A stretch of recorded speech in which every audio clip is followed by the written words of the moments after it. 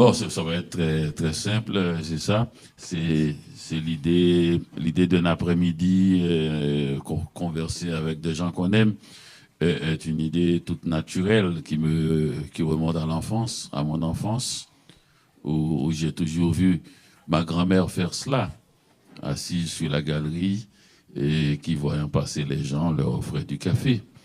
Et le café délie les langues et les esprits. Et après avoir bu son café, généralement, l'homme qui a reçu la tasse soulève son chapeau pour saluer la qualité du café, d'abord. Et ainsi, on prend de ses nouvelles. Comment va l'épouse, comment vont les enfants. Et puis, on donne de ses nouvelles aussi. Et c'est une des choses les plus...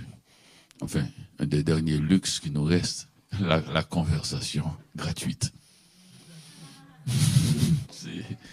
Et donc, je suis ici avec mon ami Rodney Saint-Éloi, avec qui j'ai un lien très puissant, et qui était avec moi d'abord durant le séisme à Port-au-Prince. On était assis en train de... Je ne vais pas dire que je lui ai sauvé la vie, mais je sais quand j'arrivais à l'hôtel, j'arrivais d'une interview, et il arrivait de Montréal, et il traînait sa valise, et je lui ai dit de venir avec moi manger au restaurant. Il voulait pas, il était trop épuisé, il voulait aller se reposer, et je l'ai convaincu. Je suis monté avec lui pour qu'il ne s'endorme pas. Et il a déposé sa valise dans la chambre d'hôtel, et puis on est descendu au restaurant, et puis on a commandé, et lui, un poisson gossel, moi, un demi-homard. Mais c'est faux. C'est ça que la carte dit. En réalité, c'est une langouste. Il n'y a pas de homard dans les mers chaudes. Et d'ailleurs, je ne sais pas pourquoi il dit ça, parce que moi, je préfère la langouste. Enfin. Et on a commandé cela, et finalement le pain est arrivé, on a commencé à manger un petit peu le pain, et puis on a entendu un bruit de train sous nos pieds, et j'ai pas compris. Je pensais que c'était un coup d'état un peu plus rude que les autres, qu'il y avait des tanks dans le coin, et j'ai vu passer le cuisinier en toute vitesse, suivi de 2 ou 3 Z. Alors je me suis dit, bon, ça doit être une chaudière qui a explosé dans la cuisine. Et ben en Haïti, il faut courir quand on voit les gens courir. Alors je me suis levé quand même, j'ai arrêté de faire des analyses, et j'ai suivi les gens qui couraient. Et puis là, j'ai senti que la terre était en train de bouger, et sous nos pas. Alors tout ça, c'est pas pour revenir à cela, on va en parler rapidement aussi, c'est pour présenter celui qui était avec moi tout à côté, avec qui j'ai vécu ces événements-là. Et je crois qu'on est plusieurs fois dans la vie, et je crois aussi qu'on vient du pays où l'on est né, et l'on vient aussi du pays où l'on meurt. Et donc, ces 2 événements, ces 2 moments marquants dans la vie définissent notre identité d'une certaine manière. Et aussi, on est en fraternité avec celui avec qui on peut mourir. Et c'est ainsi que chaque fois que je prends l'avion, je salue toujours les gens à côté de moi en leur disant, des fois les gens ils me regardent comme si, mais pourquoi? Il me dit bonjour, il veut me serrer la main. Je leur dis, vous savez, quoi que vous en pensez, nous pouvons mourir ensemble. Et moi, je ne tiens pas à mourir avec un étranger à côté de moi. Je ne vais pas vous demander votre nom au moment de mourir. De toute façon. Alors, voilà. C'est Rodney Saint-Éloi, éditeur de Mémoires d'Encrier, qui a fait des choses extraordinaires, moins de 10 ans, qui est dans le quartier, et qui a fait en moins de 10 ans une maison d'édition exceptionnelle, et qui a développé des lignes éditoriales assez fortes, dont par exemple la plupart des écrivains amérindiens qui comptent en ce moment, dont la jeune Naomi Fontaine, qui a 23 ans, qui vient de publier un livre magnifique, et dont le titre c'est Kwesipan, que je vous conseille, qui est extraordinaire. D'ailleurs, je l'ai mis sur le coup de cœur de Renaud Bré avant-hier, et qui aussi publie dans toutes les directions des écrivains qui viennent du Sénégal, et des écrivains qui viennent de la Gaspésie, des écrivains qui viennent d'Haïti et de France, et ce qui donne un vent nouveau à l'édition québécoise en faisant apparaître des noms nouveaux. Voilà, Rodney Saint-Éloi. Merci.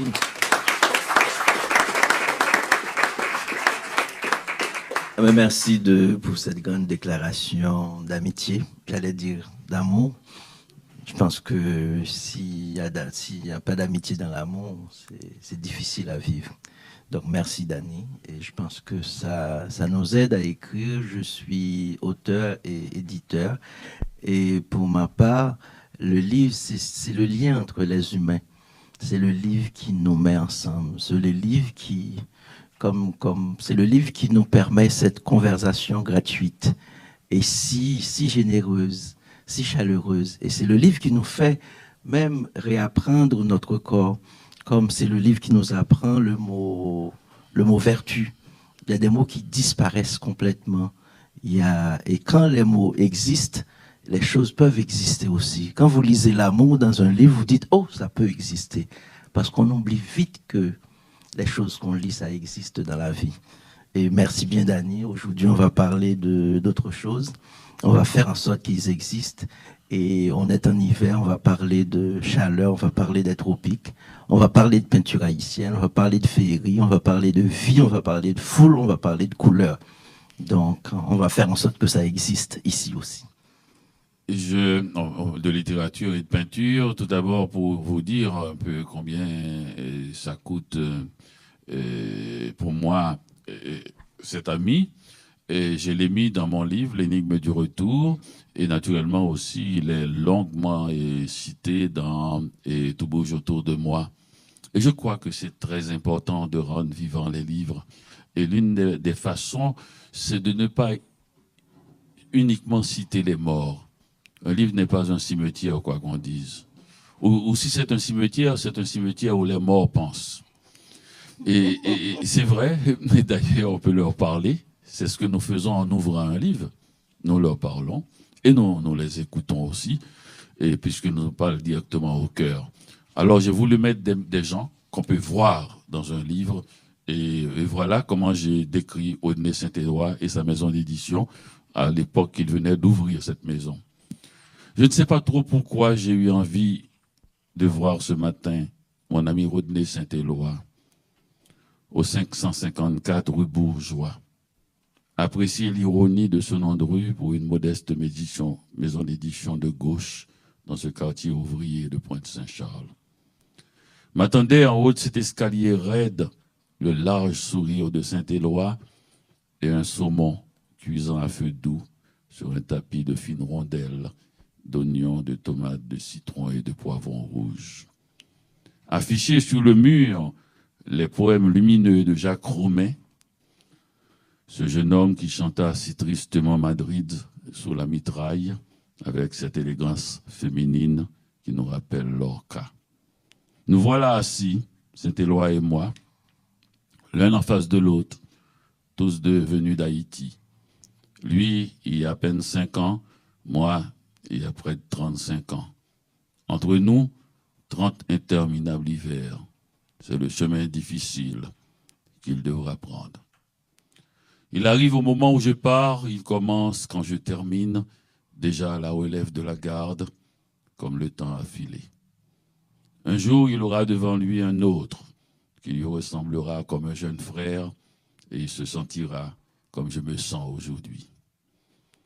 Le divan rouge où dort si profondément cette langue brune, la nuit fut mouvementée, quelques bouteilles de vin vide, une boîte de maquillage, un soutien-gorge jaune et noir, des restes de repas traînant encore sur la table, les épices dans de minuscules bouteilles, des serviettes par terre dans la salle de bain, les assiettes sales encombrant l'évier. Je sors sur le petit balcon qui donne sur une cour sans jardin, la vie d'intellectuel dans une banlieue ouvrière. Des tableaux de Tiga sur les murs, je pense qu'il y en a même ici. Des tableaux de Tiga sur les murs, une photo du poète d'Avertige. Voilà. Une photo du poète d'Avertige, costume clair, melon noir et large sourire à l'entrée.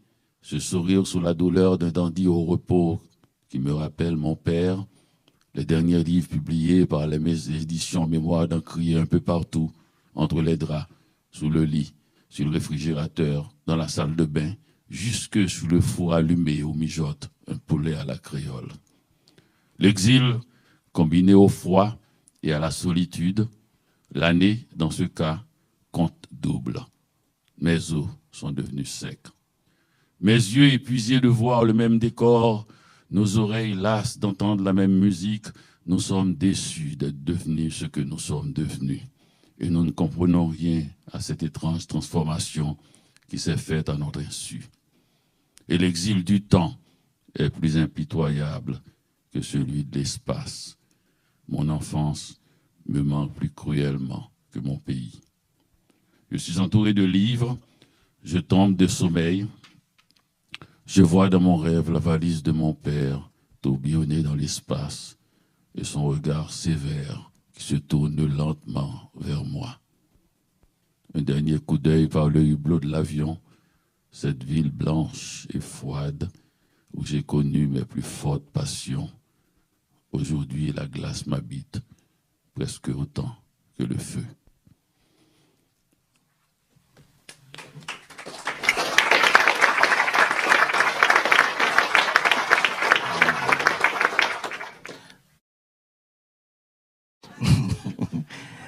Donc, d'avertige, en fait, ce qui est important aussi, c'est que la littérature, c'est quelque chose de vivant, effectivement vivant. Et je me rappelle d'Avertige, était profondément malade et avant sa mort, il était venu manger à la maison au 554 rue Bourgeois. Et maintenant, on n'est plus au 554, on est sur le bureau est à la rue Bélanger maintenant. Mais avant, c'était à la rue Bourgeois, dans un quartier très, très pauvre, qui s'appelait rue Bourgeois. Donc, on est en pleine contradiction, en pleine mégalomanie. Et puis, d'Avertige, que je considère comme l'un des plus grands poètes contemporains, était chez moi. Il souffrait d'un cancer. Et il allait mourir 2-3 mois après. Et le soir, on lui a donné une permission spéciale de l'hôpital pour venir manger avec nous. Et il était venu chez nous manger. Et puis, il allait prendre le dessert chez Maggie. Et c'était une soirée extraordinaire. Je vous lis un poème d'Avertige, Oma Barigor. Oma Barigor, la ville que j'ai créée pour toi, en prenant la mer dans mes bras et les paysages autour de ma tête. Toutes les plantes sont ivres et portent leur printemps sur leurs tiges que les vents bâillonnent. Au milieu des forêts qui résonnent de nos sens, des arbres sont debout, qui connaissent nos secrets. Toutes les portes s'ouvrent par la puissance de tes rêves. Chaque musicien a tes sens comme instrument. Et la nuit, en collier autour de la danse, car nous amarrons les orages au bras des ordures de cuisine. La douleur tombe comme les murs de Jéricho. Les portes s'ouvrent par ta seule puissance d'amour. Oma Barigor, où sonnent toutes les cloches de l'amour et de la vie. La carte s'éclaire comme ce visage que j'aime, deux miroirs recueillant les larmes du passé et le peuple de l'aube assiégeant ton regard. D'Avertige. Il s'appelle Villard-Denis, il a pris le pseudonyme d'Avertige, il est peintre. À l'époque, quand il a commencé ses poèmes, il avait 16 ou 17 ans, il était à Port-au-Prince. Sa mère était lavandière, il travaillait dans un quartier bourgeois à Pétionville. Et pour des gens de bonne famille, il a publié ce recueil qui a été édité à compte d'auteur naturellement par l'imprimerie et je crois Serge Gaston. Ce revers est tombé brusquement un matin. En première page du journal Le Soir, Louis Aragon parle d'un Rimbaud sauvage. Et sa vie a changé, naturellement. Il est allé en France, il a vécu avec Marxène, et Aragon, et Léris, et d'autres. Il a écrit un seul recueil de poèmes, Idem, qui veut dire le même, et un autre, plus de 30 ans plus tard, Ibidem, qui veut dire toujours le même. Et c'est quelqu'un qui ne voulait jamais s'imposer. Il a vécu des années à Montréal sans que personne ne sache qu'il était là. Je me souviens, et quand Rodney a voulu rééditer son recueil, on a tout fait. Il est resté un homme secret, discret. Il me fait penser souvent à Pessoa et à Ducharme. Et quand Radio-Canada, j'ai fini par lui faire rencontrer quelqu'un de Radio-Canada, ils ont fait l'entrevue pour la radio et il est mort avant. Et cette journaliste, je me souviens, pleurait en présentant l'entrevue et il me disait, vous savez, quand je suis arrivé chez lui, j'ai vu un homme en costume, cravate et chapeau, assis dans la pénombre et il m'a dit, mais madame, ça fait 25 ans que je vous attends. Et cet homme parlait une langue d'un raffinement presque désuet, mais d'une qualité avec une spontanéité de cœur. On ne s'attendait pas qu'il y ait une telle spontanéité dans une langue aussi travaillée. Enfin, il était en présence de quelqu'un qui a fait de sa vie une œuvre d'art. Il était à l'hôpital d'ailleurs, Rodney a été le voir et tous ceux qui l'ont été le voir à l'hôpital, il était à 1 semaine, 2 semaines de mourir, il avait tous ses livres à côté de lui et il parlait que de poésie, que de littérature.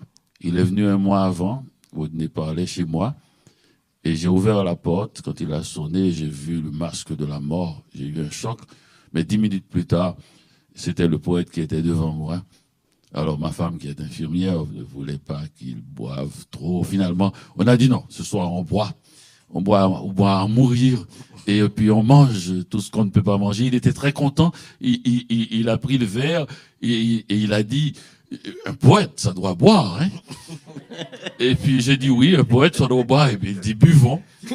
Et ouais, c'était la dernière fois que je l'ai vu. Et on a sauvé cette soirée. On a sauvé cette soirée. Il avait bu. Il a écrit un poème, parce que j'ai parlé de lui le 22 décembre 2002. J'ai fait un texte dans cette anthologie secrète et publiée par Mémoire d'Encrier de Davertige.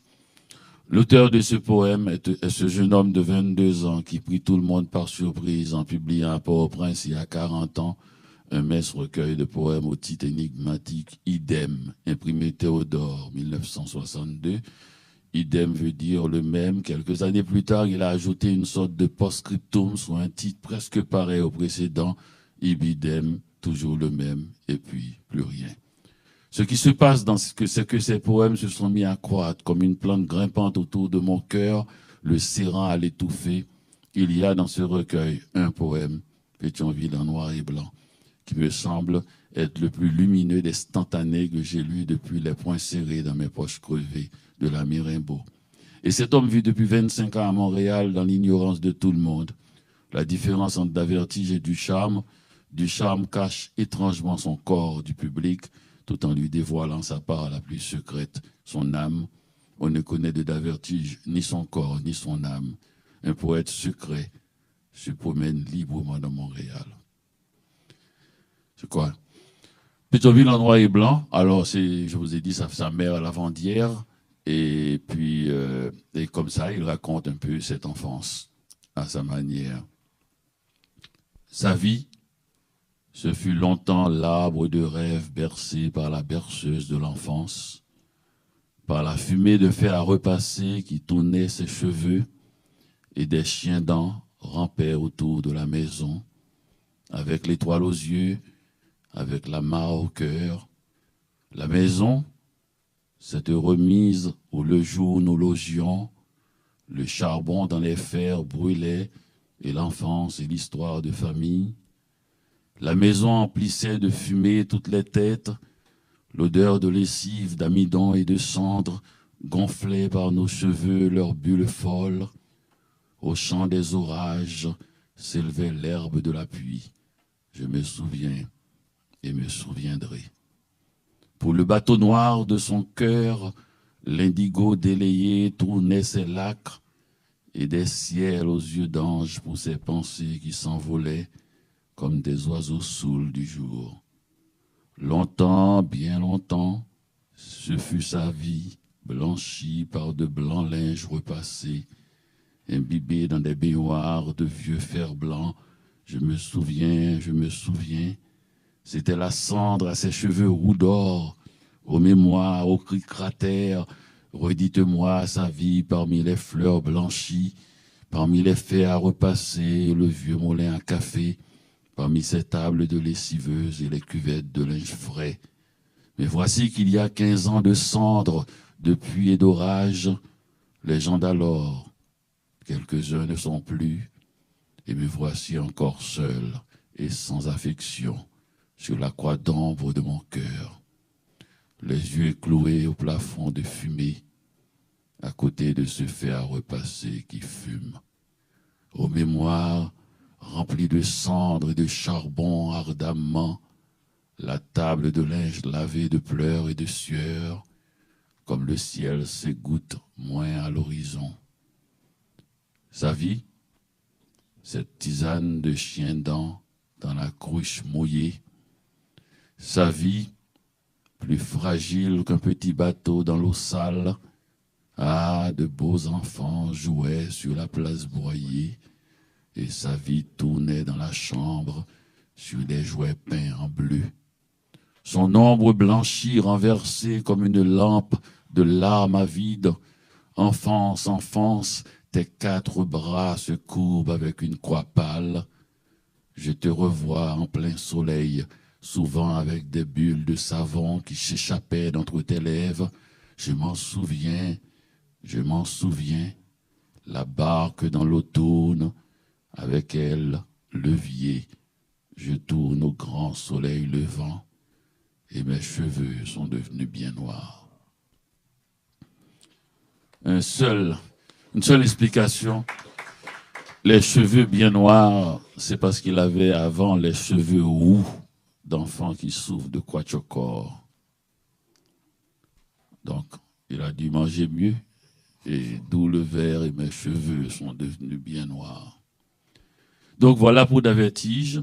Je vais rapidement, à grands traits, présenter ce qu'est la littérature haïtienne, comment elle s'est faite, et sans pontifier. C'est une littérature d'abord qui s'est faite beaucoup avec ce qu'on appelait les créoles. Un créole, c'est un blanc qui vivait dans la colonie.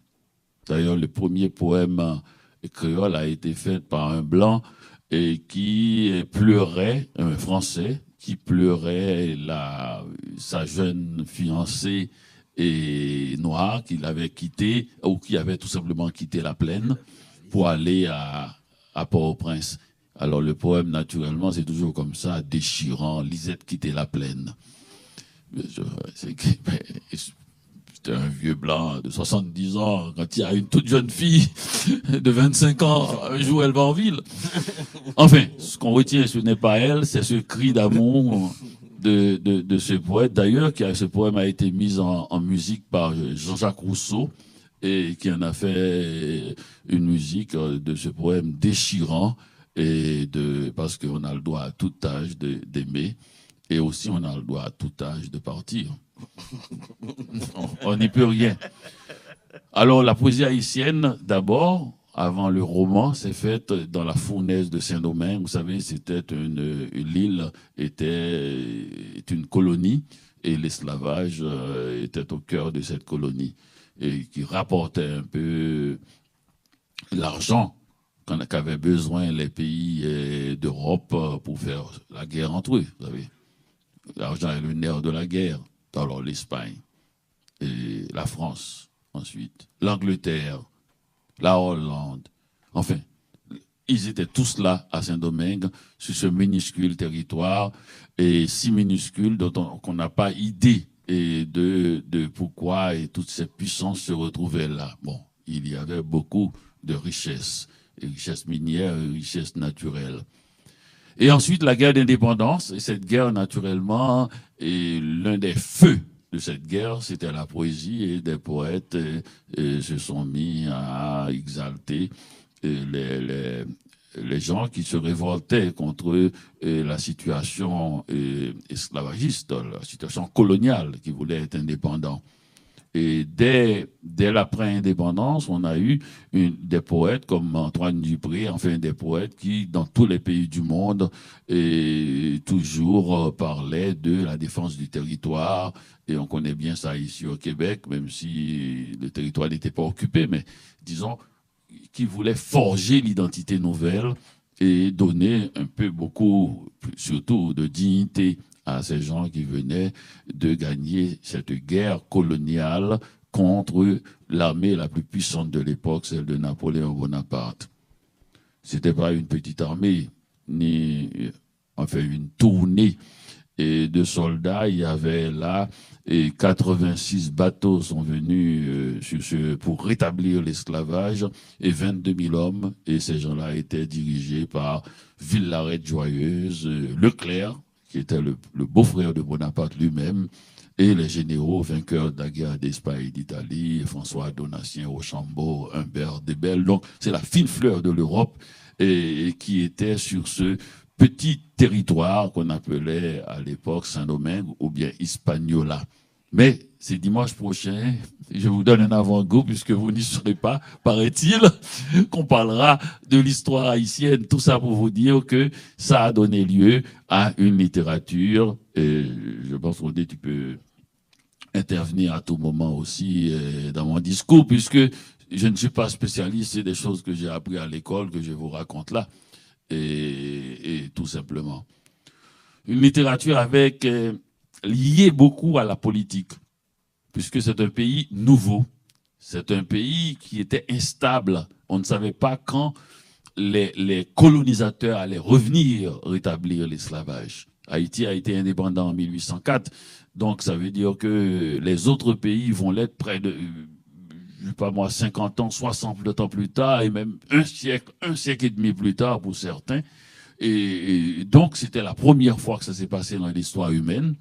Et selon le dictionnaire, on dit que c'est la première et peut-être la seule vraie révolution du monde. C'est-à-dire, pour la première fois dans l'histoire humaine, celui qui était considéré comme esclave, c'est-à-dire, selon le code noir, un bien meuble, non seulement s'est révolté pour devenir libre, mais a mieux fait, a fait un pays. Et je sais que c'est quelque chose qui résonne fort ici au Québec, le mot pays, a fait un pays et des citoyens d'eux-mêmes, des esclaves. Donc ça veut dire que la littérature va refléter cela. Toute la poésie de cette époque sera une poésie patriotique, comme un peu partout. Et ensuite, un roman aussi, et qui va être axé sur 3 grands axes, si l'on peut dire. Et la langue créole cheminée avec la langue française qui est restée comme butin de guerre, comme ils ont dit, nous on garde le français, c'est notre butin de guerre. Puisque pour faire l'indépendance, il a fallu presque brûler la terre de Saint-Domingue.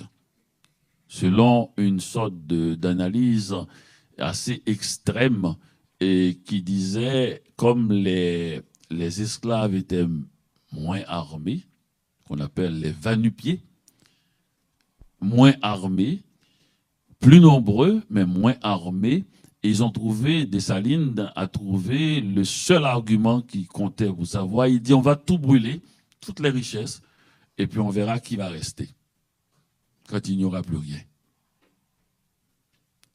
Donc c'était le seul argument qu'ils avaient. Donc voilà un pays qui se retrouve tout nu et sans rien du tout. Et c'est une des raisons qui peut expliquer cette longue lignée de dictateurs qui a suivi. Naturellement, même quand la terre était tout nue, même quand il n'y avait rien, il y avait encore des gens qui disaient qu'ils étaient propriétaires légitimes de cette chose-là.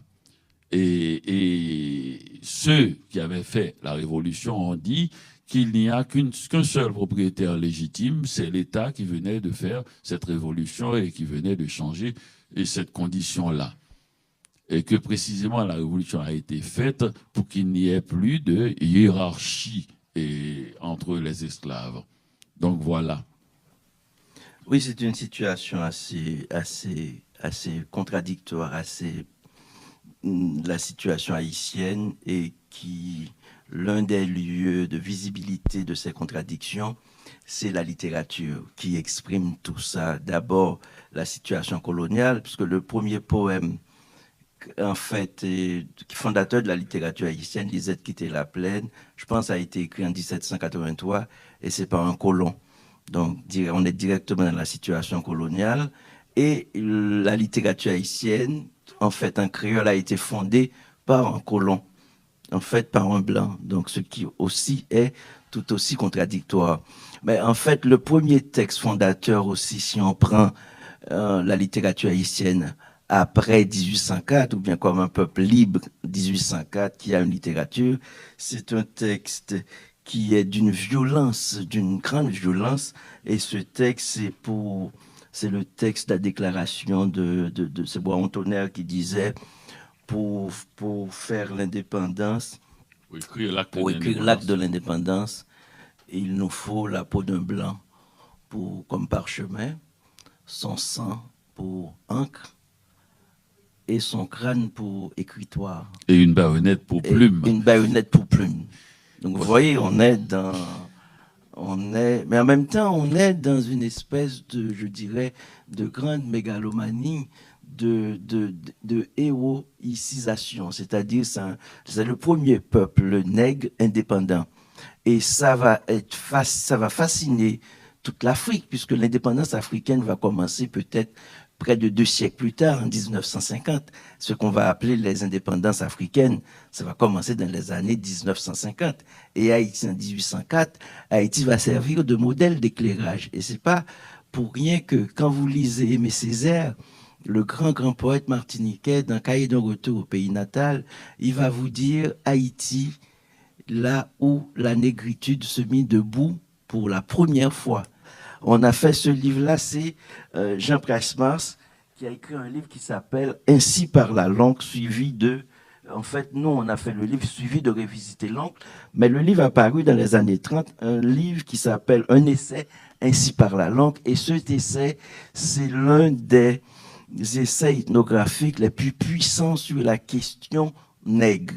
Et vous allez entendre ce que Senghor va vous dire. Au bout de ma quête, je devais trouver Alain Locke et Jean Presmars, et je lus Ainsi par la langue d'un trait comme l'eau de la citerne. Au soir, après une longue étape dans le désert, j'étais comblé.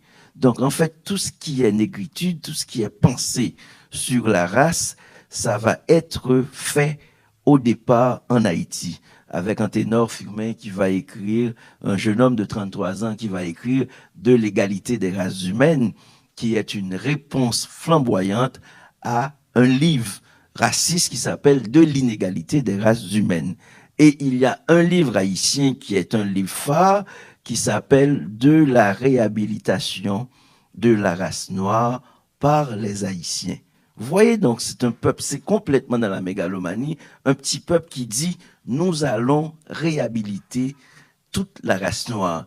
Et en fait, Dany parlait du côté combatif, du côté revendicatif. Donc, la littérature haïtienne s'est donnée d'abord pour mission, en fait, libérer d'abord l'haïtien du joug de l'esclavage, libérer l'haïtien de l'aliénation, ainsi par la langue, c'est justement aller vers la désaliénation, aller vers ce que Jean Presmars, comment Jean Presmars appelle ça? Il a une expression assez... en partant de Flaubert, le bovarisme collectif. Ok, donc il allait, en fait, c'est contre le bovarisme collectif, c'est-à-dire c'est l'idée de réapproprier ses propres valeurs nègres, etc., ses propres valeurs, et connecter réellement avec l'Afrique. C'est la question d'identité. C'est une question qui est fondamentale dans le parcours de tout peuple. Il est impossible de se mettre debout si on n'est pas au courant de qui on est.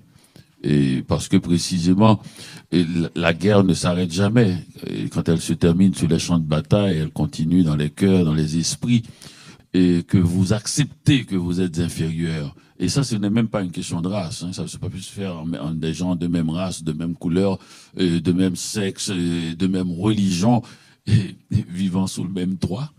dans les couples, on a vu cette guerre de tranchées. L'idée d'humilier l'autre est une vieille idée et ça a été suivi. Donc, il fallait, après avoir gagné cette guerre d'indépendance, faire en sorte et s'arranger pour mettre debout le nègre, comme dira plus tard Aimé Césaire. La négritude s'est mise debout pour la première fois en Haïti.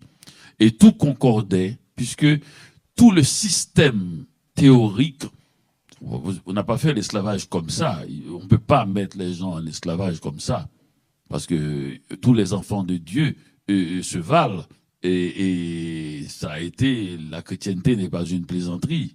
Et ça faisait presque 1800 ans. Donc on ne peut pas mettre les esclaves, les gens en esclavage sans expliquer au peuple qu'ils n'étaient pas tous des tueurs, des cannibales et des méchants. Il y a eu de grandes résistances en Europe contre cela. Donc il a fallu expliquer aux gens que ces gens-là ne sont pas comme nous.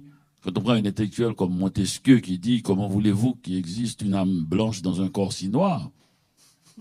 C'est quand même l'auteur de l'esprit des lois. On ne peut pas aller plus loin comme réflexion intellectuelle que quelqu'un qui a analysé l'esprit des lois. L'esprit des lois. Et pourtant, il dit des choses comme ça.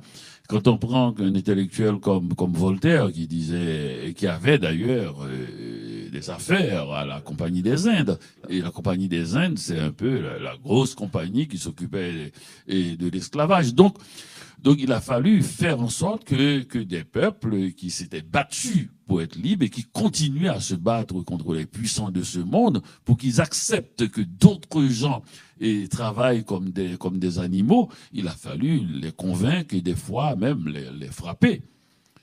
Et parce que les gens ne sont pas tous comme ça, c'est des intérêts d'argent financier qui se disputaient là.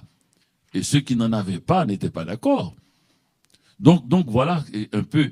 Donc il a fallu aussi faire reconstruire l'identité aussi de ces gens qui ont été mis en esclavage pendant si longtemps. On est écrasé quand même. Et pour accepter, pour courber la tête, il a fallu déplacer ces gens-là de l'autre bout du monde, de l'Afrique, pour les faire arriver ici et en Amérique, et ensuite les faire accepter leurs conditions qu'ils n'ont jamais accepté, parce que l'esclavage était pour le colonisateur un état naturel, et pour l'esclave, ce n'était qu'un mauvais quart d'heure à passer. Et ça, ils n'ont jamais compris cela, ils l'ont compris uniquement quand ils sont devenus indépendants. Ils avaient pensé qu'après 3-4 siècles, les gens comprenaient bien que il y a des gens qui se ressemblent et qui sont tous dans cette situation-là, donc c'est quelque chose de génétique. Eh bien non, vous savez, les humains sont comme ça. Ils sont têtus. On peut leur faire croire des choses pendant des siècles et ils n'acceptent pas. Ils n'acceptent pas. Et il y a un roman, après ce grand essai que Rodney vous a parlé, il y a un roman magnifique qui est paru en Haïti.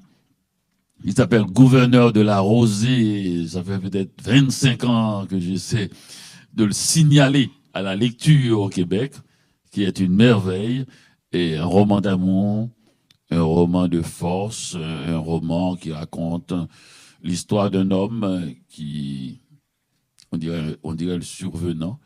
C'est un homme qui vivait à Cuba et qui est rentré chez lui. Il était ouvrier, il habitait, ses parents vivent dans un petit village à Font-Rouge, et ce village vit dans une sécheresse totale. Alors il arrive, il trouve la famille, le village complètement divisé pour des questions de haine dont on ne sait même pas à quoi ça remonte. On dirait une affaire. Et il trouve ce village complètement divisé et il a l'impression que l'un des problèmes, c'était la division, beaucoup plus que l'absence de puits et d'eau. Il en a l'intuition et il cherche naturellement aux environs du village, et il finit par trouver une source. Alors c'est là qu'il comprend, cette source est aussi la solution et le problème. La source demande tellement d'énergie pour la drainer jusqu'au village et faire rafraîchir les terres et faire pousser le maïs, le petit mil, qu'il faut l'accord de tout le village. C'est d'une simplicité naïve, naturellement. D'ailleurs, il y en a un autre écrivain qui s'appelle Jacques-Stéphane Alexis. Il a dit « Tout le monde me dit que je suis devenu un grand écrivain, meilleur que Roumain, mais même si j'avais écrit un roman meilleur que Gouverneur de la Rosée, je continuerai à croire que Gouverneur de la Rosée est le plus beau roman haïtien. » Et ça, je le penserai aussi toute ma vie. Parce qu'il faut aimer ce qu'on a aimé. Je crois que c'est important. C'est important quand le cœur s'ouvre pour la première fois, de ne jamais renier ce sentiment-là, et parce qu'il nous honore. Parce qu'il n'y a pas de hiérarchie. Et l'idée n'est pas de trouver quelque chose qui soit plus beau que ce qu'on a aimé. Le cœur est multiple. Il ouvre grand ses bras. Alors je vous conseille Gouverneur de la Rosée, si jamais vous le voyez. Il est publié au Québec par la maison d'édition Mémoire d'Encrier. Mais Gouverneur de la Rosée, c'est de Jacques Romain. Et je vais vous lire le premier paragraphe. Nous mourons tous. Et elle plonge sa main dans la poussière. La vieille délira délivrance dit, nous mourons tous. Les bêtes, les plantes, les chrétiens vivants. Ô Jésus, Marie, Sainte Vierge, et la poussière coule entre ses doigts. La même poussière que le vent rabat d'une haleine sèche sur le champ dévasté de petits milles, sur la haute barrière de cactus rongée de vert de gris, sur les arbres, ces baillarons rouillés. La poussière monte de la grande route et la vieille Délira est accroupie devant sa case. Elle ne lève pas les yeux. Elle remue la tête doucement. Son madras a glissé de côté et on voit une mèche grise saupoudrée, dirait-on, de cette même poussière qui coule entre ses doigts comme un chapelet de misère. Alors elle répète, nous mourrons tous. Et elle appelle le bon Dieu. Mais c'est inutile parce qu'il y a si tellement beaucoup de pauvres créatures qui aiment le bon Dieu de tout leur courage que ça fait un grand bruit ennuyant, et le bon Dieu l'entend et il crie, j'allais foutre tout ce bruit, et il se bouche les oreilles, c'est la vérité, et l'homme est abandonné. Et voilà comment commence ce roman. On voit bien que c'est toujours cette même ambition qu'il y a dans tous les grands romans. Malraux, dont on parlera tout à l'heure, l'a dit, l'artiste n'est pas le contempteur de Dieu, il en est son rival. Donc c'est cela, voilà, déjà, le personnage de Roumain se dresse face à ce Dieu qui s'est bouché les oreilles. Et je crois que tous les grands romans, il y a, même quand ça ne parle pas de cela, il y a toujours cette ambition. Et parce que je crois que là est quelque chose qu'on nous a enfoui dans le cœur, précisément pour nous permettre de nous mettre debout, pour nous permettre de regarder le ciel en égal. Et c'est ce que fait Jacques Roumain dans ce roman Gouverneur de la Rosée.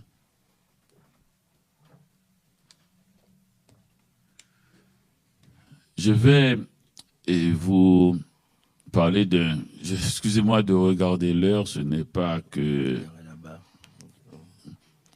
C'était tout simplement pour donner un équilibre à cela, parce qu'on parlera aussi de peinture.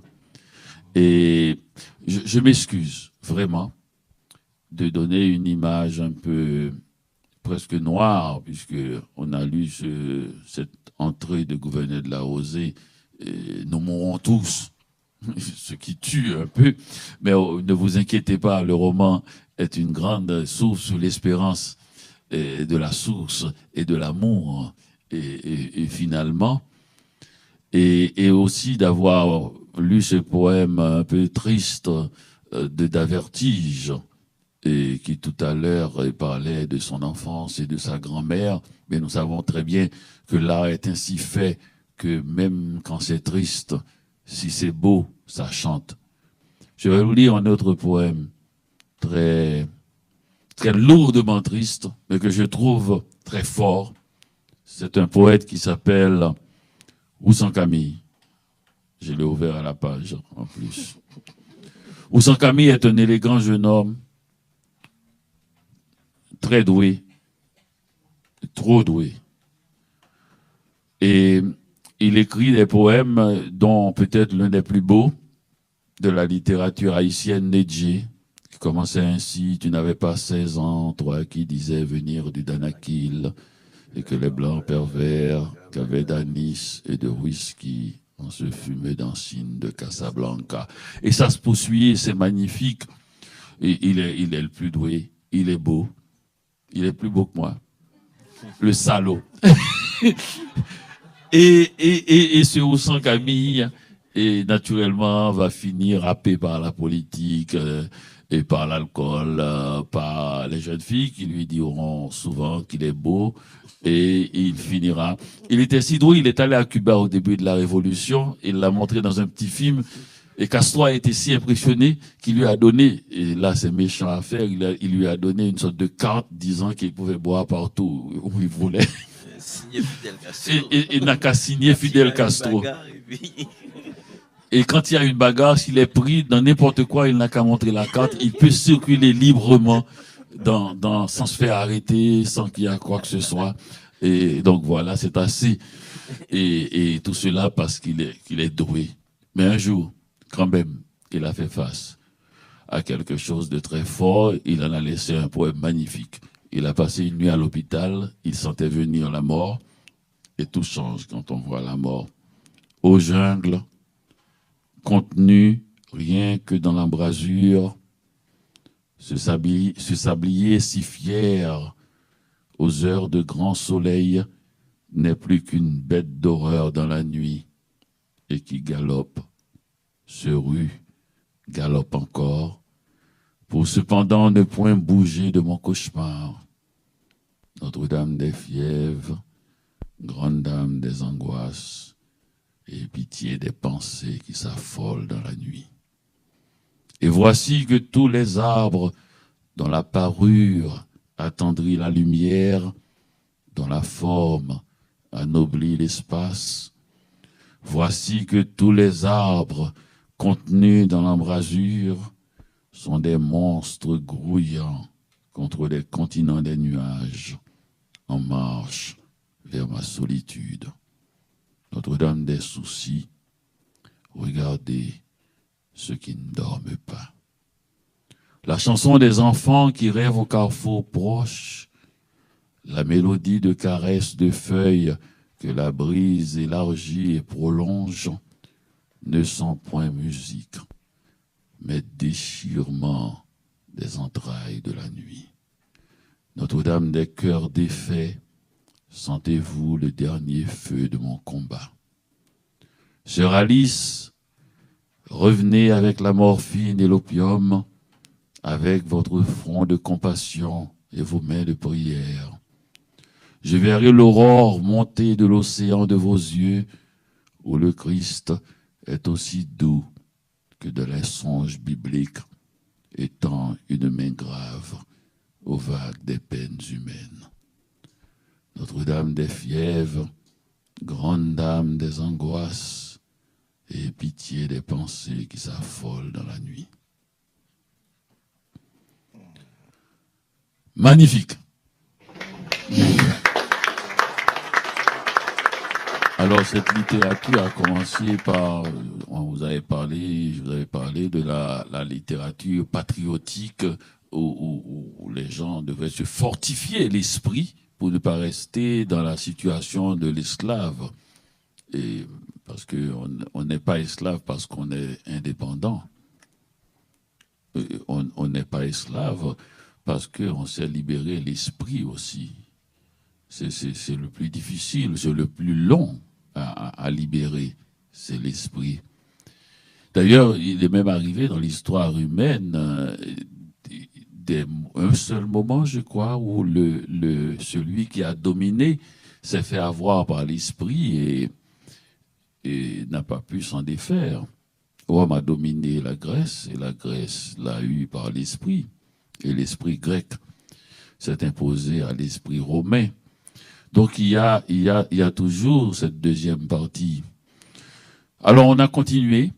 En 1836, des jeunes gens qui habitaient dans le même quartier, les frères Lespinasse, Beauvais Lespinasse, et ses deux frères, les frères No, Ignace No, qui était Émile No, un historien aussi. Ignace No est une sorte de chef d'école, intellectuel, théoricien, et qui habitait presque en face des frères Ardouin.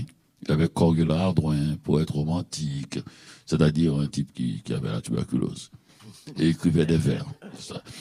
Et il y avait son frère, Bobo Ardouin, qui était un historien important et tout cela, et l'autre frère, Céline Ardouin, qui était un faiseur de chef d'État.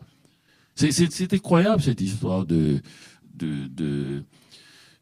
j'allais dire ce côté grégaire. Et brusquement, il y a un artiste, vous arrivez dans une ville et puis après 2 semaines, hein, si vous êtes un poète, vous allez savoir tous les poètes qui existent dans la ville.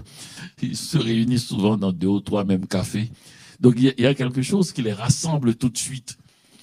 Et j'avais lu d'ailleurs, j'étais très impressionné quand j'ai lu que Picasso, Dali et Buñuel fréquentaient le même collège à Madrid.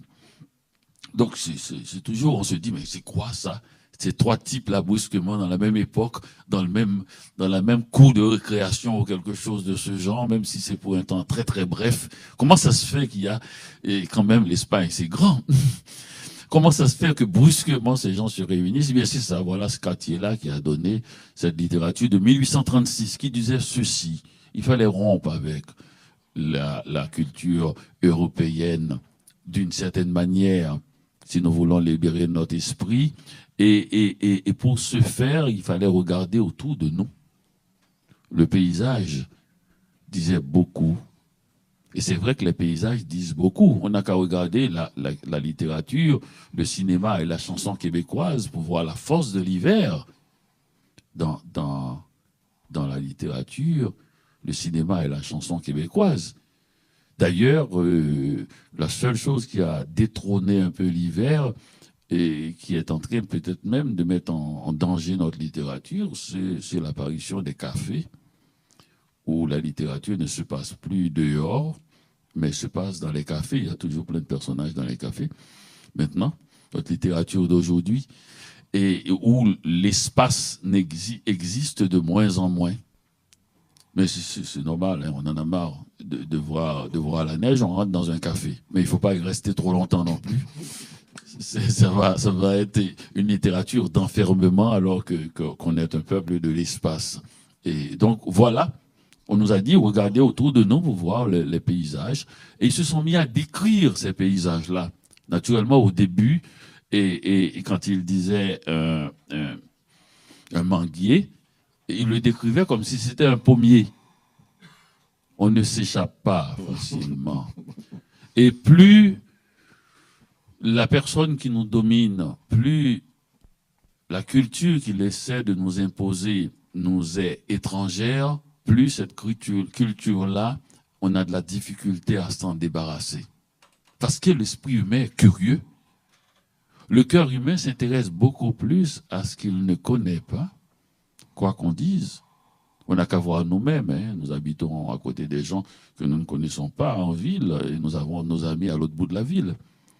Hein, pourquoi? Je ne sais pas. Pourquoi d'ailleurs?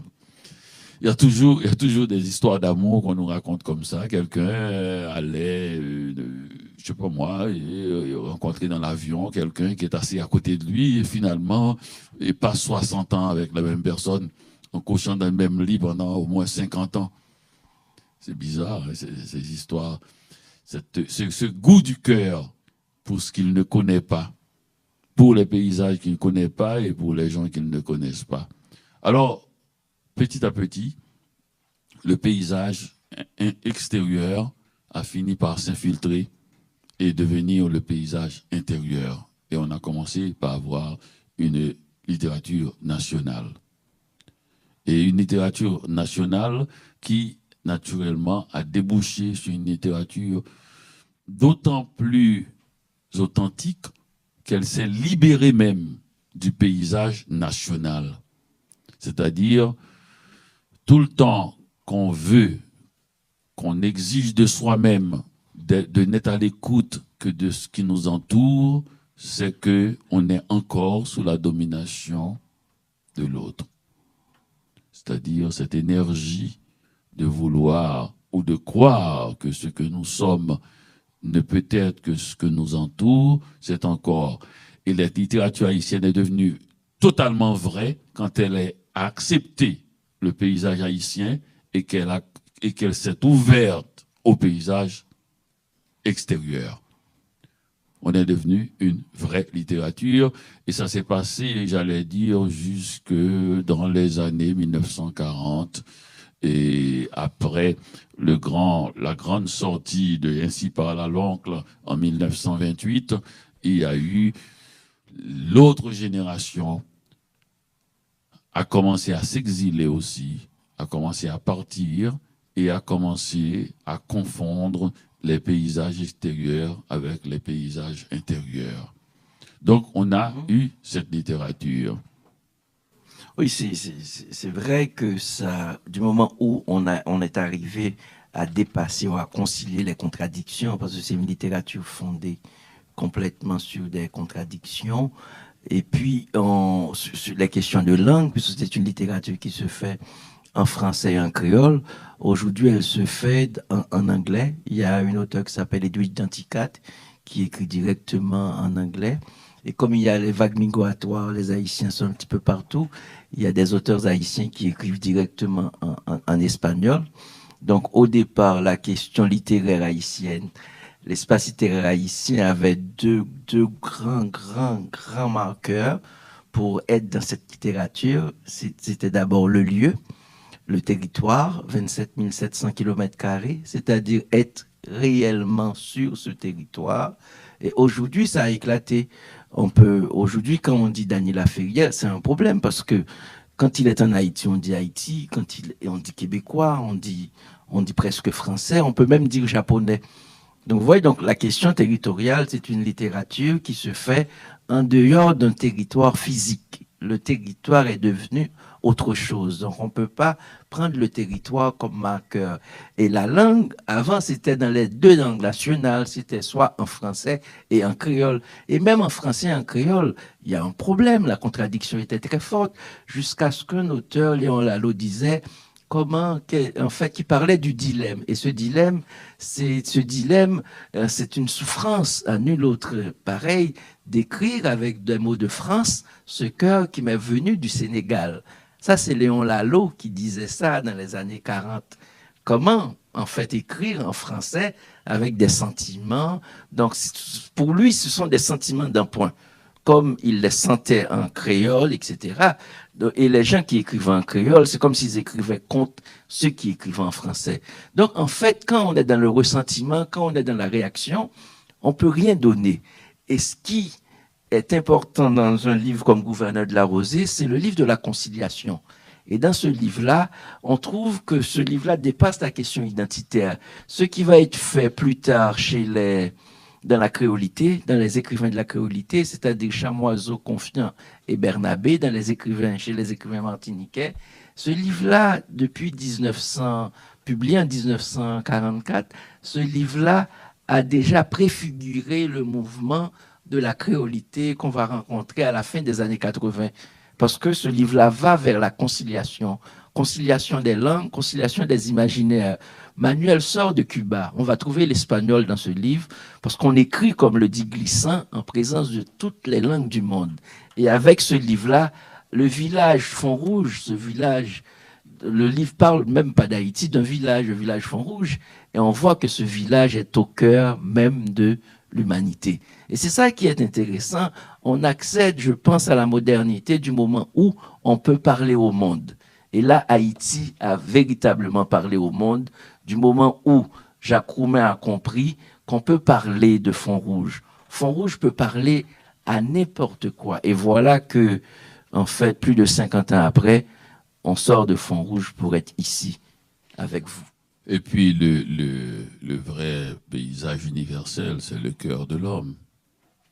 C'est le cœur humain. Mais il a parlé d'un petit poème très bref que je vais vous lire parce qu'il est très beau. Et ça s'appelle Trahison de Léon Lalo. Ce cœur obsédant qui ne correspond pas avec mon langage et mes costumes et sur lequel mordent comme un crampon des sentiments d'emprunt et des coutumes. D'Europe, sentez-vous cette souffrance et ce désespoir à nul autre égal d'apprivoiser avec des mots de France ce cœur qui m'est venu du Sénégal. Je me souviens de Speak White quand je lisais cela. D'Europe, sentez-vous cette souffrance à nul autre égal d'apprivoiser avec des mots de France ce cœur qui m'est venu du Sénégal. Et quand je suis arrivé au Québec précisément, j'ai vu le lien entre ces deux pays avec tellement d'affinité dans cette expression « sentez-vous cette souffrance ».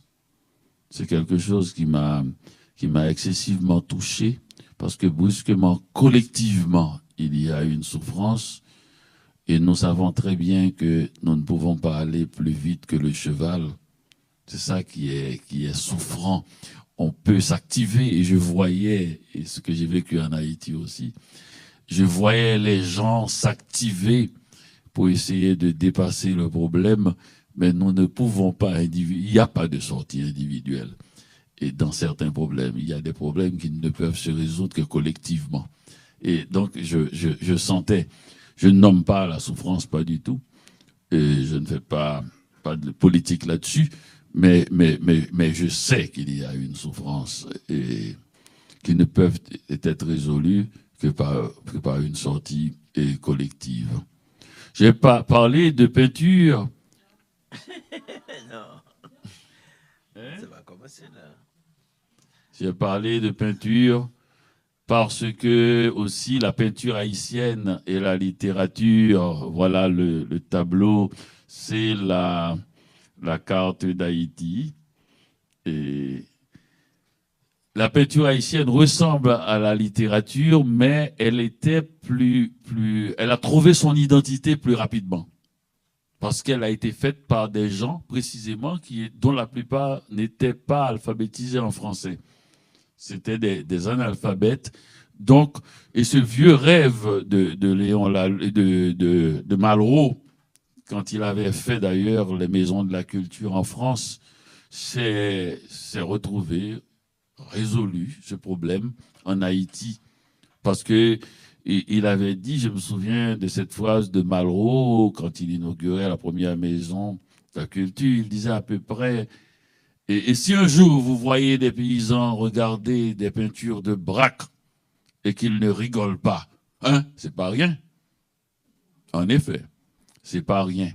Et je crois, avec Malraux disait cela, et disons, parlait à des intellectuels européens, ça paraissait quelque chose de difficile à comprendre et à croire, mais alors que c'est exactement le contraire en Haïti, c'est précisément les analphabètes qui posent les problèmes les plus abstraits dans la peinture, et dont l'un des premiers problèmes abstraits qu'ils ont résolu d'ailleurs, c'est la question de la ligne de fuite qui est au cœur même de la peinture haïtienne. Et pour vous présenter un grand peintre haïtien, et qui s'appelle, il est là tout au fond de son atelier, il s'appelle Hector Hippolyte. Alors Hector Hippolyte est un Hongan et il a été découvert très simplement. Un Américain, David Peters, était en Haïti et comme il aimait la peinture haïtienne, il voulait les réunir dans un centre d'art et il cherchait des peintres. Il était sur la route, il allait dans le nord du pays, s'est arrêté près de Montrouy, petit village, et il a vu une maison dont les portes étaient peintes de façon étonnante. Et puis il a trouvé à l'intérieur Hector Hippolyte, qui était hongan, mais qui devait avoir des images de saintes, parce que les saints catholiques, vous savez, le syncrétisme et du vaudou, Ce qui fait que, vous connaissez le principe, c'est la vieille technique de résistance des peuples. On a interdit le vaudou en Haïti. Et il y a eu la campagne anti-superstitieuse de 1944 qui a fait couper tous les arbres, l'Église catholique et l'État américain, qui a fait couper tous les grands arbres, disant que c'est ces arbres-là qui sont des temples, d'une certaine manière, du vaudou. Et donc, le déboisement d'Haïti a commencé là. C'est une agression religieuse.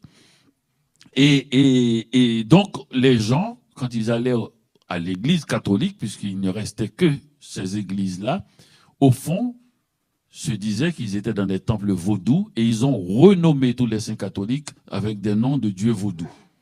C'est ainsi que la Vierge, moi ma mère est très très croyante, donc il y a chez moi jamais de trucs là-dessus. Je crois dans la foi de ma mère, mais la Vierge c'est quelqu'un de pas mal, qui porte un nom d'une abstraction totale, l'Immaculée Conception, on ne peut pas aller plus loin.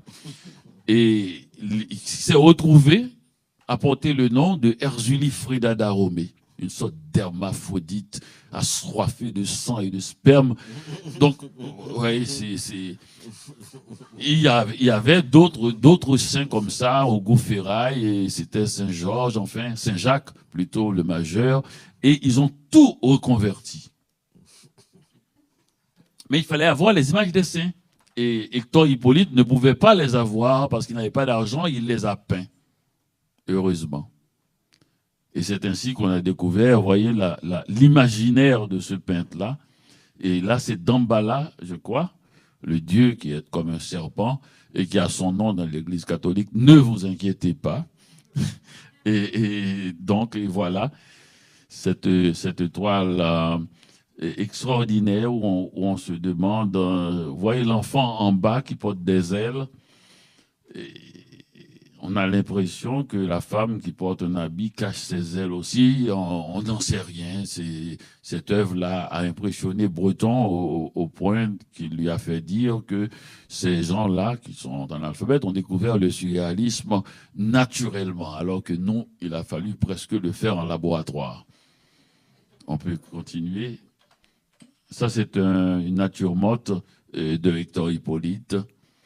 Et Malraux, qu'on verra plus tard, tout à l'heure, est rentré en Haïti en 1974. Je l'avais vu à ce moment-là. Il était malade, très malade. Et il avait vu un petit cimetière décoré par des peintres paysans à Soissons-la-Montagne. Il avait vu des photos, des images et des tableaux qu'on lui avait envoyés. Et il avait eu l'impression que ces gens qui ont pu faire une peinture si riante pour décorer un cimetière devaient connaître un chemin secret qui permet de mourir sans souffrir.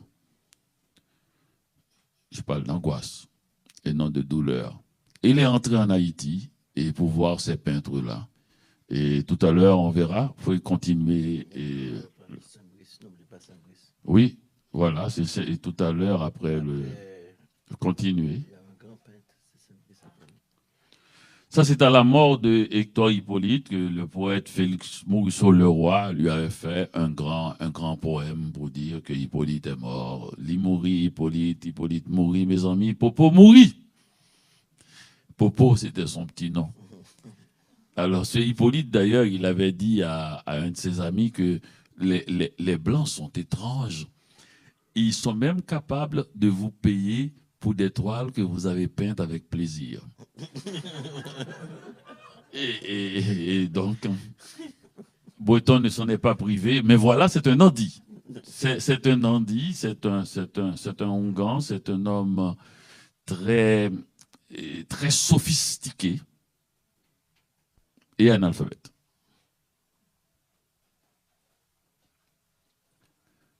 Vas-y. Lui, c'est Saint-Brice. Il s'appelle Robert Saint-Brice. Il est homosexuel, protestant, vaudouisant.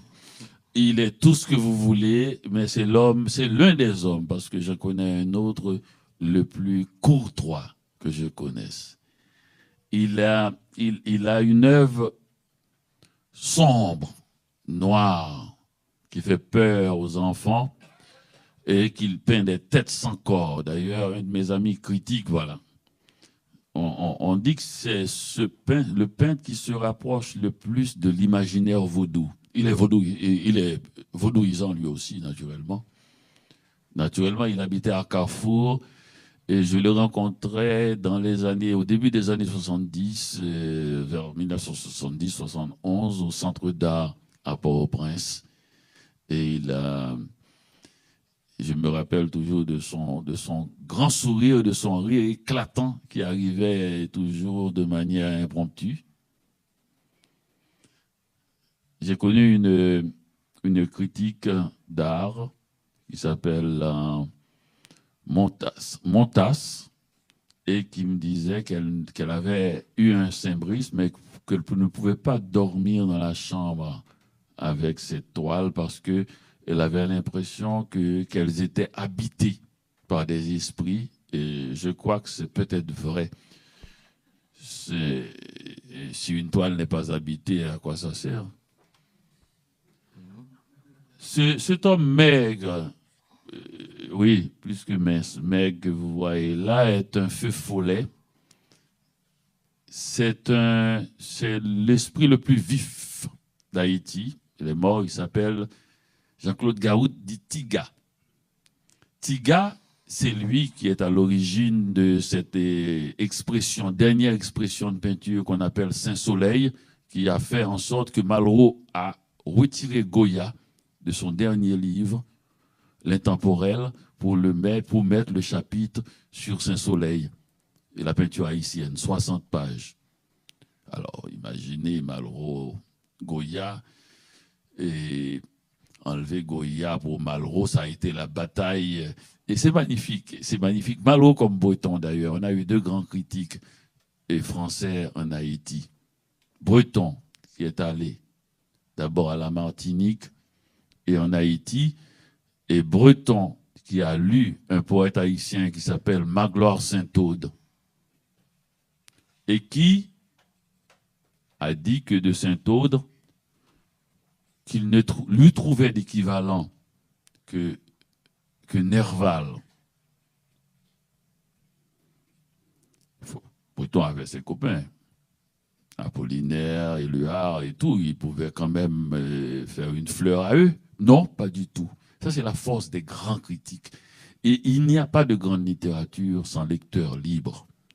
Breton, le texte était à peine broché. C'est lui aussi le premier qui a lu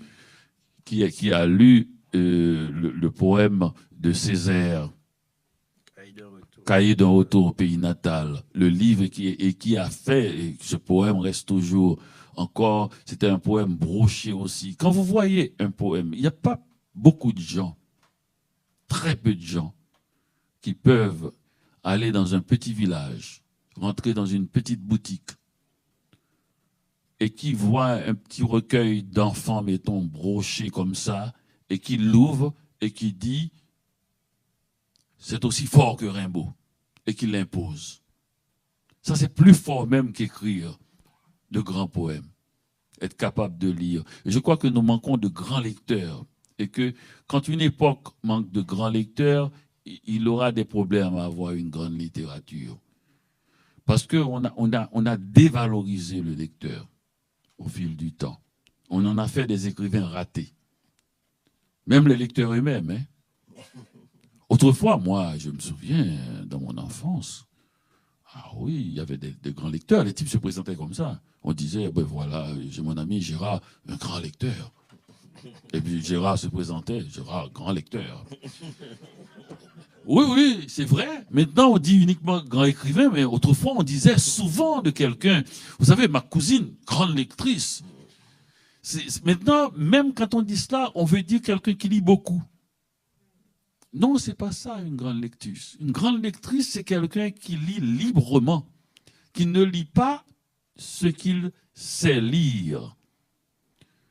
Très peu de gens entrent dans une librairie et choisissent un livre qu'on ne lui a pas signalé, dont il n'a pas lu un article, dont il n'a pas lu précédemment un livre, juste en l'ouvrant pour le texte.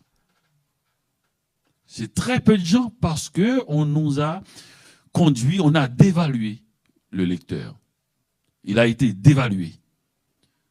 N'importe quel écrivain de 20e ordre croit qu'il est plus important qu'un lecteur de premier ordre. Et moi, je préfère un lecteur de 20e ordre à un écrivain de 6e ordre. D'abord parce qu'il va me lire. Alors que, donc c'était un grand lecteur breton. Et ça c'est important. Et aussi, on a eu un grand critique d'art, Malraux. C'est-à-dire quelqu'un qui est capable d'arriver et de voir une toile dans un endroit, dans un débarras, et sans que ce soit étude faite ou analyse carbone pour voir si ça appartient. Non, rien du tout. Juste ce qu'il voit et de dire c'est une grande œuvre et que ça reste. Il suffit pas de le dire. On peut être snob, on peut vouloir, hein, tout le monde partir un train comme veut faire ma fille. Non, ça reste. Césaire est resté. Saint-Aude est resté. Saint-Aude, Magloire Saint-Aude, 1930, dans les années 30, fils de la bonne bourgeoisie de Port-au-Prince, bourgeoisie culturelle, intellectuelle. Son père, Clément Magloire, était propriétaire et directeur d'un grand quotidien, Le Matin, Saint-Aude. Sa mère travaillait comme bonne chez les Magloire. Découvrant cela et ne voyant pas sa mère à la maison, il changea son nom, qui était Clément Magloire fils, pour devenir Magloire Saint-Aude en disant au début des années 30, je vais faire du nom de mon père un prénom et du nom de cette femme dont on ne m'a pas laissé connaître un nom. Magloire Saint-Aude. Sa mère était une femme Saint-Aude. Saint-Aude. Je descends, indécis, feutré, ouaté, au ras d'épaule. Il n'a pas dit seulement. Il a vécu tout le reste de sa vie dans la boue du bas de la ville parce qu'il a décidé de tourner dos à la bourgeoisie. Il l'a vécu jusqu'à sa mort. Et je me souviens de ses funérailles puisque je le connaissais comme clochard, pas comme poète, j'étais trop jeune. Et on allait d'ailleurs le taquiner dans la rue et puis il nous tirait sa canne, son pied. Je ne savais pas qu'il était poète. Et puis un jour, j'ai entendu dire que le vieil homme au coin de la rue, toujours couvert de boue, est mort. Et j'étais devant la maison, je voyais passer 123 voitures couvertes de fleurs. Vous savez, les dictateurs ont le sens des cérémonies. C'était Duvalier qui enterrait Magloire Saint-Aude. Et je me souviens, quand j'allais, et il y avait aussi Calboire à l'église et qu'on voyait Saint-Aude dans la boue avec, il avait toujours presque mal habillé. Et on voyait son pénis dans la boue, tout flétri. Et puis ma mère me tirait quand je passais pour aller à l'église, pour que je ne le voyais pas. Et puis je l'entendais siffler. C'est un poète.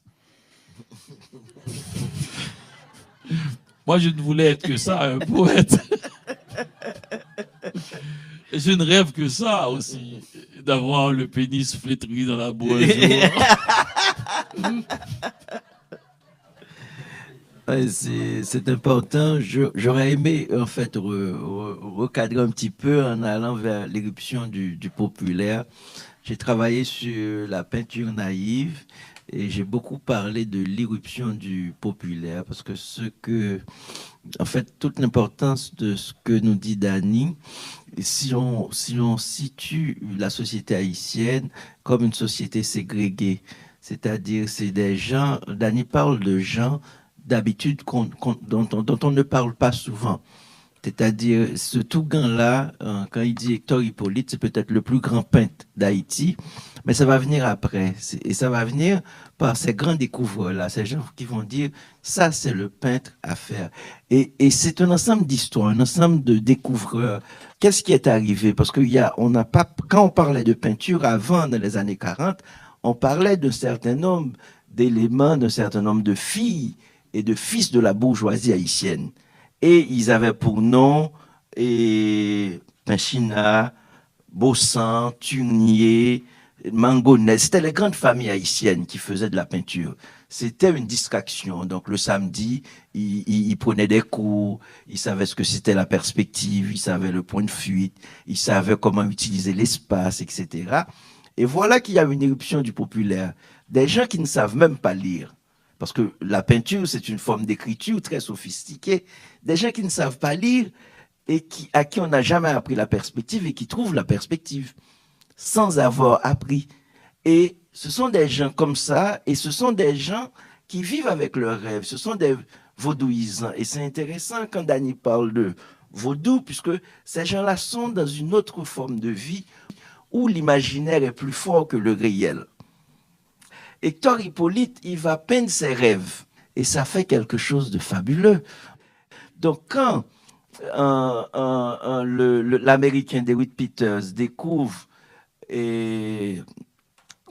un certain nombre de peintres haïtiens via le vaudou, comme Wilson Bigot, comme Hector Hippolyte, et il y aura au Centre d'art, là où la peinture haïtienne est fondée, le Centre d'art, qui est le lieu réel de cette peinture, il y aura les peintres de l'étage. Les peintres de l'étage, ce sont les peintres de la bourgeoisie. Et il y aura dans le sous-sol ces peintres-là, qui étaient des chauffeurs, comme Benoît Rigaud, chauffeurs de taxi, oui. Chauffeurs les balayeurs qui vont peindre, etc. Mais ils sont tous vaudouisants. Ils sont chauffeurs de taxi, chauffeurs, etc. Ou bien qui ne font absolument rien. Et on aura Castra Basile. Et ils seront vraiment en bas. Et ça montre la structure. On est dans une société ségrégée. Ceux qui sont en haut se considèrent comme peintres. Ça se passe en français. Ils habitent à Pétionville. Ce sont des filles et des fils de bonne famille. Et en bas, il y a ces peintres-là. Et qu'est-ce qui va arriver? Il y aura une grande exposition à Cuba avec Wilfrido Lam, le grand peintre cubain, reconnu internationalement. Et il y a un grand critique, Gomez Sicré, un critique cubain qui est dépêché pour venir à Port-au-Prince, pour venir chercher des peintres, pour intégrer ces peintres-là dans la grande exposition cubaine. Et quand Gomez Sicré arrive, bien entendu, il a été orienté vers l'étage. Il a regardé l'étage et il a vu tout ce qu'on voyait partout. Des gens qui ont appris à dessiner, l'anatomie, qui font, tu vois, de beaux visages, de beaux portraits. Et quand il est descendu au sous-sol, il a dit, mais la peinture est là. Donc c'était vraiment une gifle pour toute la bourgeoisie, pour cette espèce d'imagerie bourgeoise, pour les notions de perspective. Il a dit, voilà, c'est là qu'est la peinture. Et tous ces peintres dits naïfs ont été primitifs, ont été vraiment propulsés sur la scène internationale, ce qui a créé un malentendu en Haïti entre les peintres qui étaient dits modernes. Les peintres dits modernes, c'était ceux qui imitaient les perspectives, tout ce qui se faisait, qui étaient allés à l'école, et les peintres dits primitifs, c'est ceux qui ne savaient pas lire, c'est ceux qui peignaient leurs rêves, et ce qui est difficile, les grands critiques, que ce soit André Breton, que ce soit Malraux, tout ce monde-là va trouver ce qu'il y a de moderne dans la peinture haïtienne, c'était tout ce qu'il y avait dans le sous-sol. Donc, il y a une explication à donner à cela qui est intéressante. Vous savez, quand vous ne parlez pas la langue de celui qui domine et que vous ne parlez pas la langue de ces 10 personnes-là, vous êtes seul et que vous essayez de la parler, vous allez la parler mal et on va croire que vous ne pouvez pas parler bien dans aucune langue. Quand vous parlez mal français ou allemand ou anglais, devant des Anglais, des Français ou des Allemands, les gens ne se disent pas immédiatement et vous ne parlez pas notre langue très bien. Ils pensent que vous pensez comme vous parlez, c'est-à-dire mal, que vous êtes lent, alors que c'est tout simplement que vous ne parlez pas la langue. Donc c'est un peu cela. Pendant la Révolution, on a cru que les esclaves dont on disait qu'ils parlaient petit nègre, Ça se disait pas à l'époque, mais on croyait que s'ils parlaient comme ça et qu'ils étaient obligés de faire des mimiques et comme ça pour s'excuser d'être là, comme on dit si bien ici au Québec, je m'excuse de prendre la parole, pour s'excuser d'être vivant, s'excuser d'être là, eh bien, c'est parce que vraiment ils le pensaient, alors que c'était faux. C'était faux. D'abord, ils n'étaient pas tous illettrés comme on le croit, mais il y en a qui étaient des lettrés arabes. Et ça n'a jamais été dit. Et c'est pour cela, d'ailleurs, les historiens, en regardant, se demandant comment ça se fait que la guerre coloniale ait pu se faire sur tout le territoire avec une précision pareille, qu'est-ce qui se passait dans cette armée coloniale? Eh bien, ils s'informaient, les informations se passaient en arabe. Et donc, c'est pas parce que c'était l'Afrique, il y avait eu des empires. Hein. Il ne faut pas oublier, le Bénin, au IVe siècle, avait découvert le bronze. C'est le bronze, ce n'est qu'au XIIe siècle que l'Occident va découvrir le bronze. Donc, il y avait des lettrés arabes, il y avait des philosophes, il y avait des intellectuels. Et c'est pas parce que tous ceux qui étaient pris comme esclaves n'étaient pas juste des pauvres. Donc, donc là, c'est comme l'imaginaire, l'idée de l'esclavage qui était, il suffit d'être esclave pour être pas bon du tout, analphabète, tout, était une idée fausse. Et cette information a continué à circuler.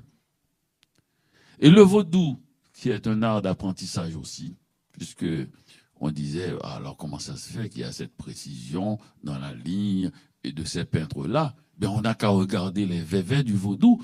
Les vévés d'abord, qui est un art de l'esprit, puisque c'est un art du dessin et de la ligne. Et les vévés sont excessivement raffinés. S'il y en avait là, je vous aurais montré. D'abord la couverture. Donc, ce sont des tracés comme cela à chaque fois qu'on veut faire apparaître un dieu ou une déesse, que ce soit Oswili, que ce soit, on doit faire des signes sur la terre, des tracés, et n'importe qui. Et il y en a de plus compliqués, et il y en a plein. Donc, ce sont ces tracés-là qu'il faut faire pour faire apparaître. Et tous ces tracés excessivement complexes, il y en a plein, et comme ça, ben, c'est un apprentissage du dessin, c'est un apprentissage par l'esprit de ces choses-là. Donc, quand le type commence à peindre et qu'on croit qu'il ne sait pas, qu'il ne connaît pas le dessin, eh bien, on s'est trompé complètement.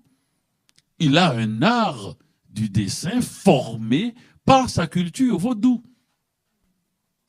Un art, même l'imaginaire, c'est pas un imaginaire, comme on en parle des fois aussi un peu naïf, c'est un imaginaire extrêmement complexe. On n'a qu'à entendre les chants sacrés du vaudou pour voir, comme disait Rodney tout à l'heure, comment le rêve et la réalité s'imbriquent. C'est pas dans une facilité enfantine, c'est une vision du monde. C'est une vision du monde. Vision du monde qu'on peut trouver, mais vous vous souvenez du discours d'Alcibiade dans le banquet de Platon, c'est la même vision, c'est les sphères. C'est les sphères. Donc c'est une vision du monde fortement documentée, c'est très cohérente et qui se fait là. Quand par exemple cette modernité dont on parlera tout à l'heure, que Sicré a vu au centre d'art, cette différence avec les modernes qui étaient à l'étage, qui obéissaient au point de fuite et qui pensaient que les peintres primitifs ne faisaient que mettre toutes les choses au même plan et comme font les enfants, et qui ne distinguent pas le temps, c'est-à-dire entre hier, aujourd'hui et demain, et qu'ils mettaient tout au présent de l'indicatif, tout sur le même plan, et bien ils s'étaient trompés tout simplement. C'est tout simplement la perspective avait changé de sens. Dans cette peinture occidentale qui invitait les gens à pénétrer dans le tableau, où le tableau est une architecture qui reçoit, le point de fuite est au fond. Alors que pour ces peintres primitifs, le point de fuite est dans le plexus de celui qui regarde la toile. Le point de fuite est de l'autre côté. C'est pour ça que les toiles, les paysages, les gens, cette bousculade qu'on voit, ils veulent vous pénétrer. Ces marchés, ils ne veulent pas vous inviter à venir les visiter comme dans les architectures de De Chirico, où l'on voit des rues, des perspectives, et où l'on vous invite à pénétrer dans le tableau. D'où le geste. On entre dans le tableau. Et l'autre geste, on recule. Parce que tous ces fruits, tous ces trucs, tous ces gens vous sautent dessus. Il n'y a pas de cadre. Ils ont éliminé cette distance qui permet à l'individu de s'approcher du tableau. Ils vous sautent dessus. C'est vous le point de fuite. C'est dans votre plexus qu'il se trouve et non de l'autre côté. Mais pour savoir cela, il faut partir du principe que l'autre est un être humain. Si on ne part pas, c'est la base. Si on ne part pas du principe que l'autre a son intelligence, si on part du principe que c'est notre intelligence qui est ce qu'on appelle la mesure de toute chose, eh bien, on va dire tout ce qui n'est pas nous n'est pas bien. Et tout ce qui n'est pas nous, nous sommes en mission de faire en sorte que cela devienne nous. Ça s'appelle la civilisation. Civiliser l'autre. Mais si on partait du principe que l'autre est quelqu'un, eh bien, on apprendrait, et puis de l'autre, et puis aussi l'autre pourrait apprendre de nous, et ainsi de suite. Le mouvement continuerait comme cela, et nous ne pourrons que nous améliorer. Donc, c'est ce qui se passe dans la peinture, là, c'est ce qui se passe partout. Partout, dans les classes sociales, dans tout. C'est partout. L'idée est fondamentale et elle n'a jamais bougé dans toute l'histoire humaine. Nous ne pouvons que nous abêtir chaque fois que nous pensons que l'autre est plus bête que nous. Elle est toute simple. Elle est toute simple. Parce que précisément, nous ne pouvons... On s'abêtit quand on n'apprend plus. Et comme nous ne pouvons plus apprendre de nous-mêmes à un certain âge, eh bien, il faut quand même dire que l'autre pourrait nous apprendre quelque chose. Pour essayer de nous aider, on a même dit la phrase « on peut apprendre le plus petit que soi ». Même ça, on n'a pas voulu faire cette concession. On dit « on peut civiliser un plus petit que soi ».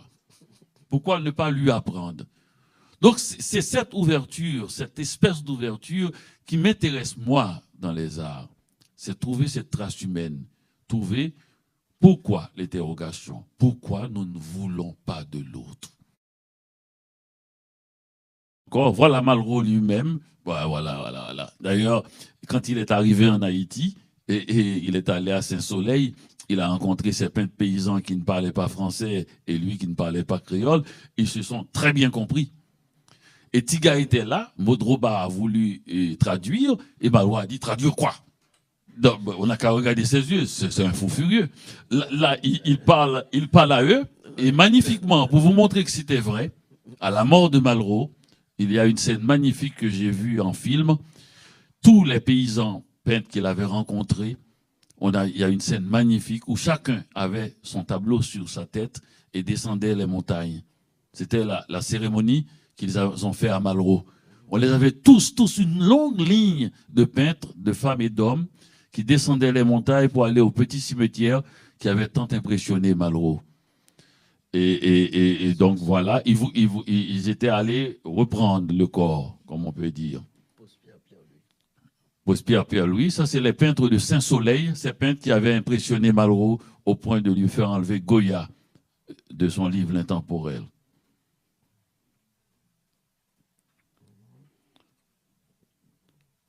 Il y a une innocence qui m'a fait penser souvent à Gilles de Watteau.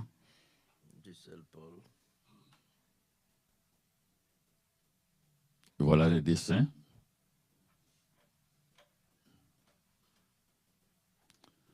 Ça, c'est Tiga et Maud Robard, ce couple d'Haïtiens qui ont...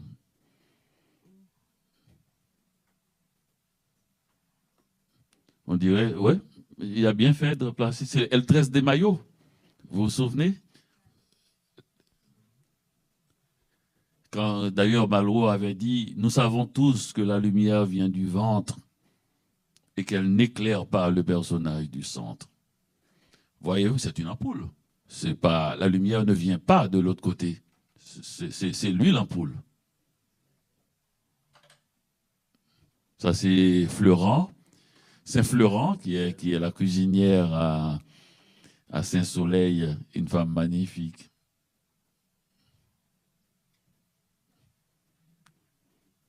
Ces petits yeux. C'est un portrait de Jean-Jacques Dessalines.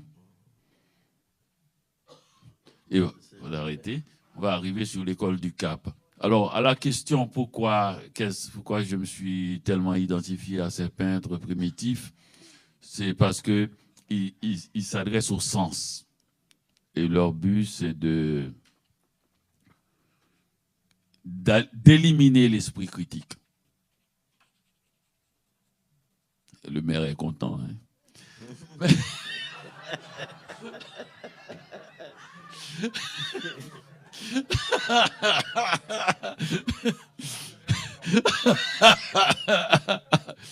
Alors l'idée, c'est on sait très bien, la politique et l'art, ils se ressemblent là-dessus. L'art peut, le peuple admet cette réussite, cette harmonisation. Et ce que le peuple ne peut pas accepter dans la politique, puisque précisément, il lui enlèverait son droit de contester, naturellement, et de faire avancer les choses d'une certaine façon. Mais moi, c'est ça que j'aime. C'est-à-dire, quand vous voyez une peinture primitive sur tous les paysages, dans les arbres, l'esprit critique est éliminé parce que il y a tellement d'odeurs, de couleurs, de saveurs qui arrivent, qui nous intoxiquent. On est intoxiqué. Et on est comme... Et je crois que de temps en temps, il faudrait, comment on dirait, suspendre l'esprit critique de temps en temps pour juste recevoir. Et c'est vrai que on a fait un abus. C'est dur à dire, quelqu'un qui aime tant ça, mais on a fait un abus de l'esprit critique parce qu'à un moment donné, si on utilise trop, il perd de sens. Il devient un automatisme. Et il y a des gens qui, avant même que vous posiez la question, avaient déjà la réponse. Et avant même que vous proposiez ce que vous avez proposé, avaient déjà la contestation. Je ne demande pas de faire comme Borges, qui propose de fournir en douce des arguments à l'adversaire. Pas jusque-là. Mais je crois aussi qu'il faut réactiver cet espace entre la question et la réponse, qui permet que celui qui pose la question sente qu'il est entendu et qu'il n'est pas en face d'un adversaire. C'est-à-dire, pour moi, c'est extrêmement important parce que on n'a pas idée comment nous cherchons à être entendus. D'ailleurs, beaucoup de gens disent ça. Hein. Souvent, il faudrait, tout le temps, je vais faire des petites cartes. Peut-être que je deviendrai riche avec ça. Ça va être écrit, juste, je veux être entendu. Parce qu'il y a des fois, on parle avec des gens, les gens pensent qu'on veut des conseils. On veut rien. Juste être entendu. C'est parce qu'on en a marre. On a déjà toutes les réponses soi-même. On en a marre de s'entendre soi-même. On voudrait que quelqu'un d'autre puisse nous entendre. Mais je demanderai à ceux qui utilisent ces cartes de ne pas la produire uniquement devant les mêmes personnes. Parce qu'il y a des personnes dont on pense qu'ils ne doivent qu'écouter. C'est pas gentil. C'est pas gentil. Donc c'est marqué sur leur fond. Raconte-moi vos problèmes. Donc c'est un peu cela, mon goût de la peinture primitive, et cette peinture arrive à rafraîchir l'atmosphère et à effacer légèrement l'acidité de l'esprit quand il n'arrête pas de se mordre la queue. tout le temps, sans arrêt. Et puis à un moment donné, on est là, et puis on regarde. Comme m'a dit un peintre haïtien qui avait peint des arbres magnifiques et des fruits juteux, lourds et succulents, j'ai dit, Baptiste, pourquoi vous peignez cette nature magnifique alors qu'autour de vous, ce n'est que désolation et misère? Il m'a dit, mais qui veut accrocher dans son salon ce qu'il peut voir par la fenêtre? Il me semble que, hein, il me semble, alors que tout l'esprit critique exigeait que ces peintres, pourquoi vous ne peignez pas ce qui est la réalité? Est-ce que vous donnez d'eau? Mais il sait, il est là-dedans. C'est souvent des gens d'ailleurs qui sont plus riches que le pauvre peintre, qui lui fait la leçon de la réalité. Il sait, ne pouvait pas comprendre qu'il veut autre chose. Ce n'est pas uniquement en forme de contestation que le monde avance. Et je crois que c'est encore une plus grande contestation que de donner à voir ce que la vie pourrait être. Souvent, on croit que c'est de nous mettre le même miroir de la même réalité en face qui nous font réagir. Des fois, il faut un petit peu de bonheur pour reprendre son esprit. Il y a une femme qui m'a dit une fois, elle m'a dit, j'avais des problèmes très graves d'argent et $1000 en banque. Mais je n'avais aucune possibilité pour les 6 prochains mois. Il dit, je l'ai retiré de la banque. J'ai appelé une service qui m'a envoyé quelqu'un pour venir faire le ménage. J'ai mis de l'eau dans la baignoire. J'ai acheté une bonne bouteille de champagne. J'ai acheté des fruits. Et puis, j'ai fait comme si j'étais riche. Et puis, juste avant que j'ai terminé, le téléphone sonne.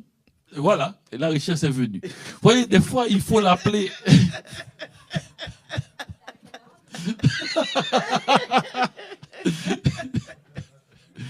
Alors, nous continuons.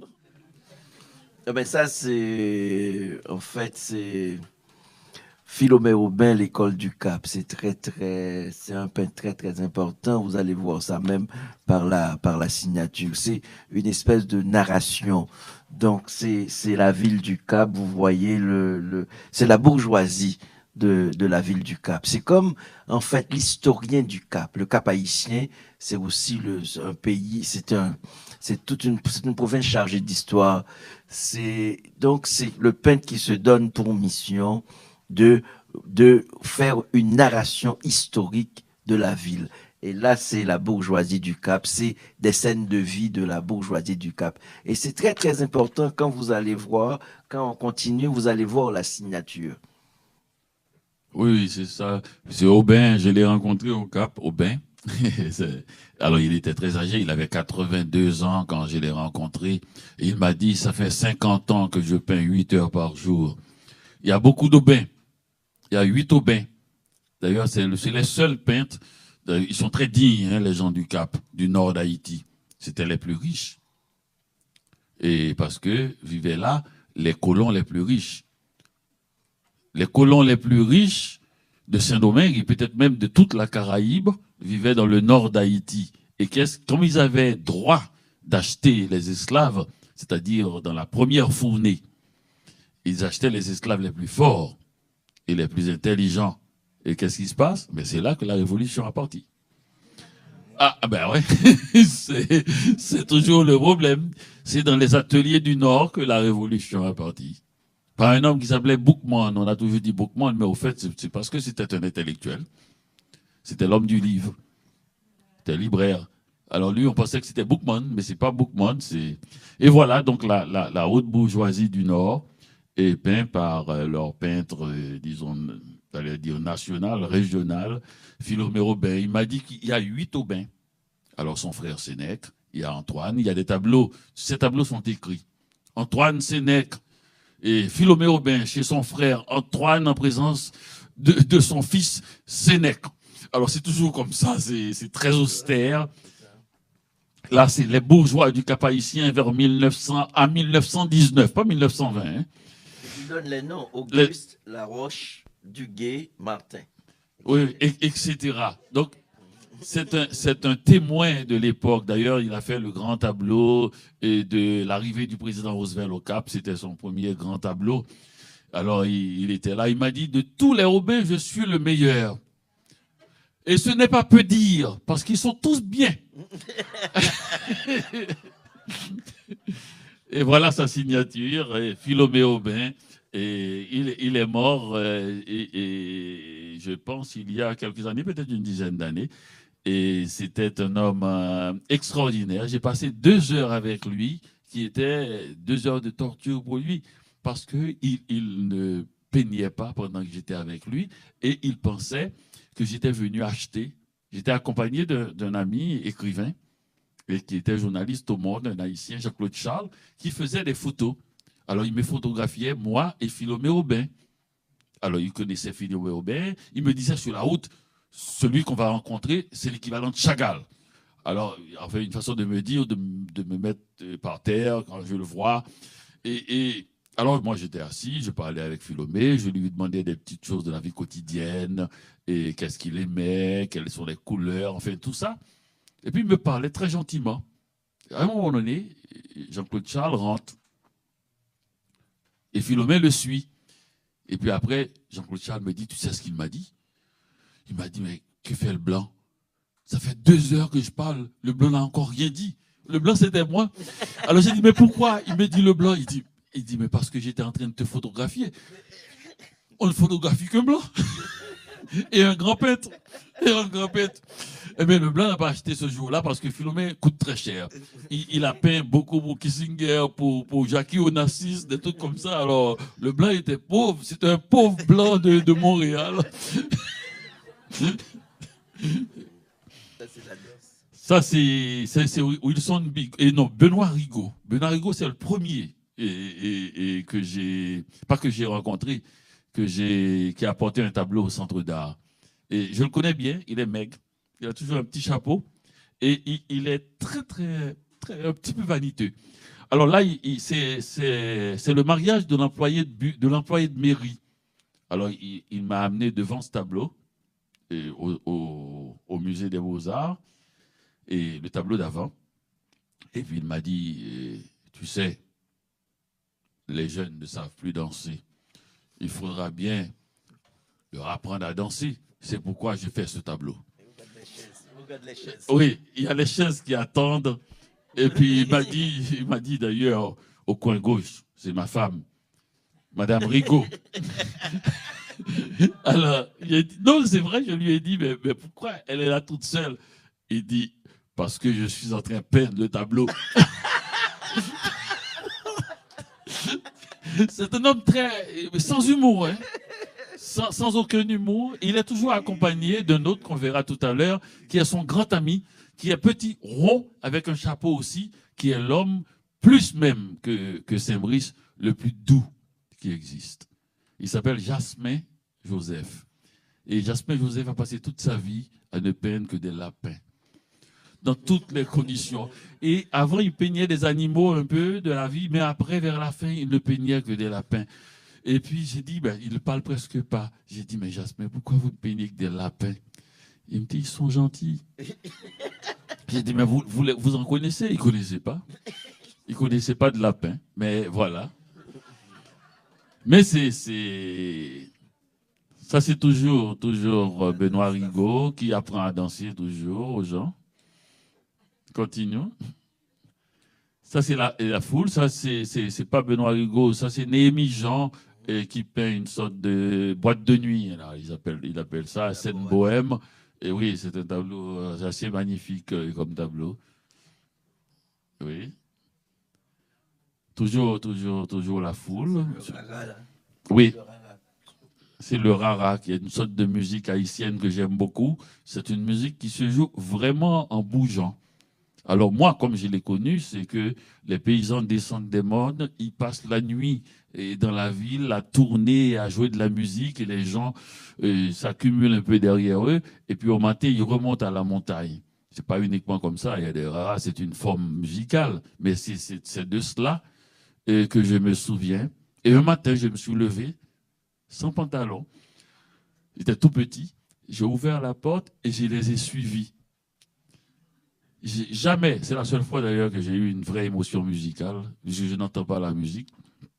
Je les ai suivis. Et puis à un moment donné, je me suis retenu.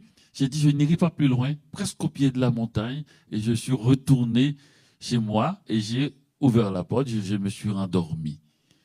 Et tout le temps, jusqu'à aujourd'hui, je pense que j'aurais dû continuer. Je serais un grand musicien de rara. C'est toujours, ça, je crois que c'est Oba. C'est le père de Oba, Bitova Oba. Oui. Qui a été tué par Duvalier. Ah oui, bah oui. Tout ça est sur fond de guerre. Oui, c'est toujours pour montrer un peu l'organisation. C'est des photos que Rodney Saint-Éloi a pris hier soir tard chez moi, dans le livre. Et donc, vous voyez, donc, on a la lumière de la lampe, si l'on peut dire, et qui a failli tuer les organisateurs de cette soirée, parce que Rodney n'est pas quelqu'un qui fait des choses brusquement, donc il prend son temps. Alors, et c'est fait là, oui, c'est un peu naïf. Oui, on continue. Ah, ben ça, c'est à moi, ça. J'ai ce tableau-là où j'aime beaucoup l'organisation des formes et du mouvement. Eh bien, voilà, et voilà, il est 4 heures, et moins 2. Et oui, ça, c'est Franck Etienne. Ce tableau, c'est la dernière anecdote que je raconte. Franck Etienne, l'écrivain, a peint à peu près 6000 tableaux. Parce que c'est comme ça qu'il fait, lui. Il fait 60 livres, il peint 6000 tableaux. D'ailleurs, j'ai fait un petit film où il est là-dedans, et je lui ai fait porter, tous ses livres sont énormes comme ça. Alors, sa femme est assise près de moi, j'ai dit, tu vas prendre tous tes livres, tu vas les porter toi-même et tu vas venir les mettre là. Alors, il est arrivé avec des piles comme ça. Sa femme, naturellement, voulait à chaque fois, non, non, je vais l'aider, il ne pourra pas. J'ai dit, reste là.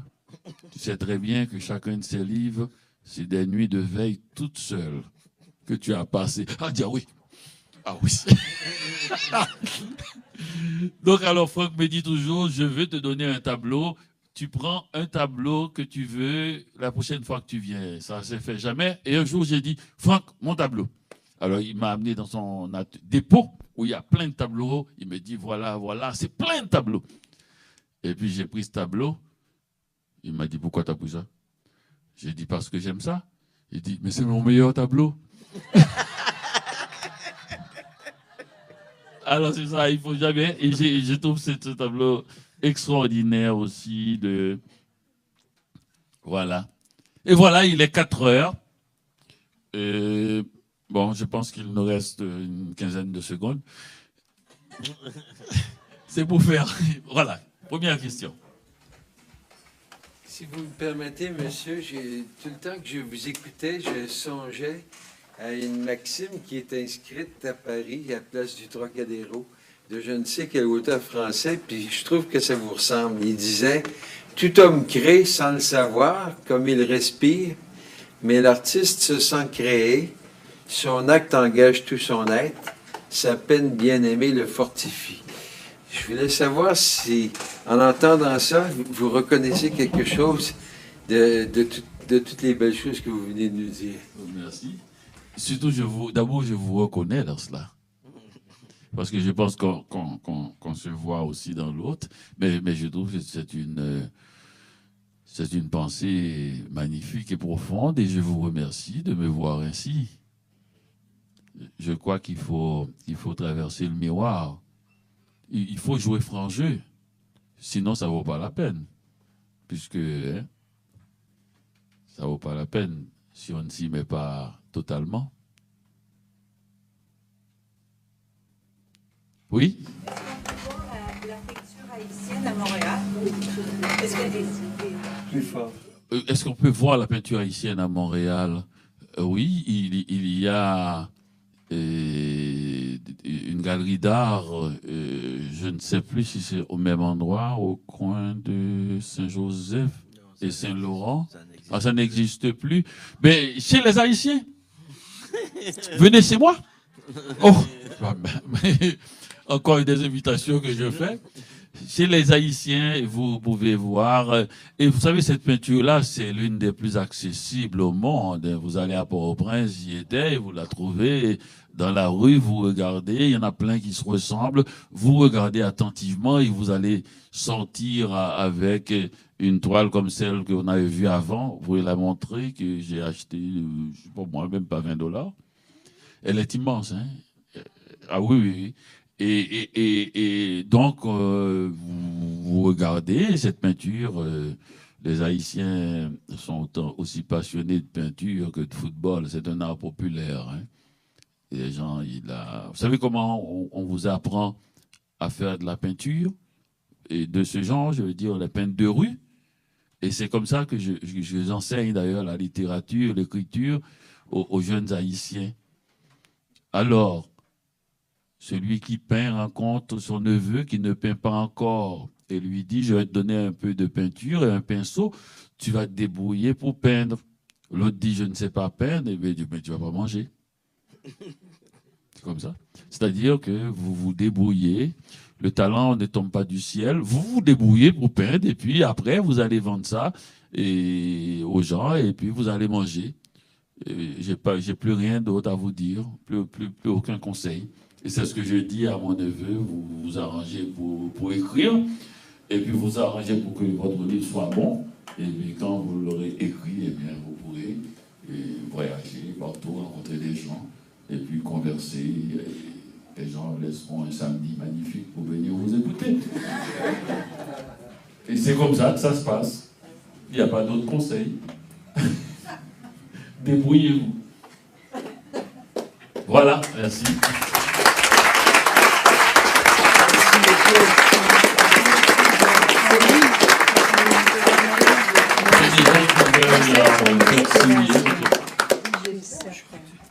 Je veux simplement vous dire un grand merci à vous, à tous les deux. C'était très, très intéressant. Je pense que tout le monde est d'accord. Également, pour tout le monde, on vous remercie de vous être déplacés et à l'arrière. On va vous servir du café. Également, Monsieur Laferrière et sa femme nous ont apporté des pâtés haïtiens au saumon et à la morue. Donc, si vous voulez déguster, ça va être servi à l'arrière. Donc, voilà. Alors, un grand merci à Monsieur Laferrière, Monsieur Saint-Éloi. Et bonne fin de journée tout le monde. Merci. Merci. À la semaine prochaine, pour ceux qui peuvent revenir.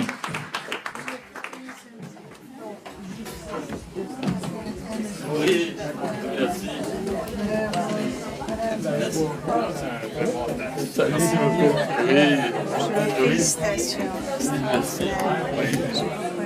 Merci. Oui, merci. Ça m'a fait plaisir. Je suis enchanté. C'est autour de Cadéo. Oui.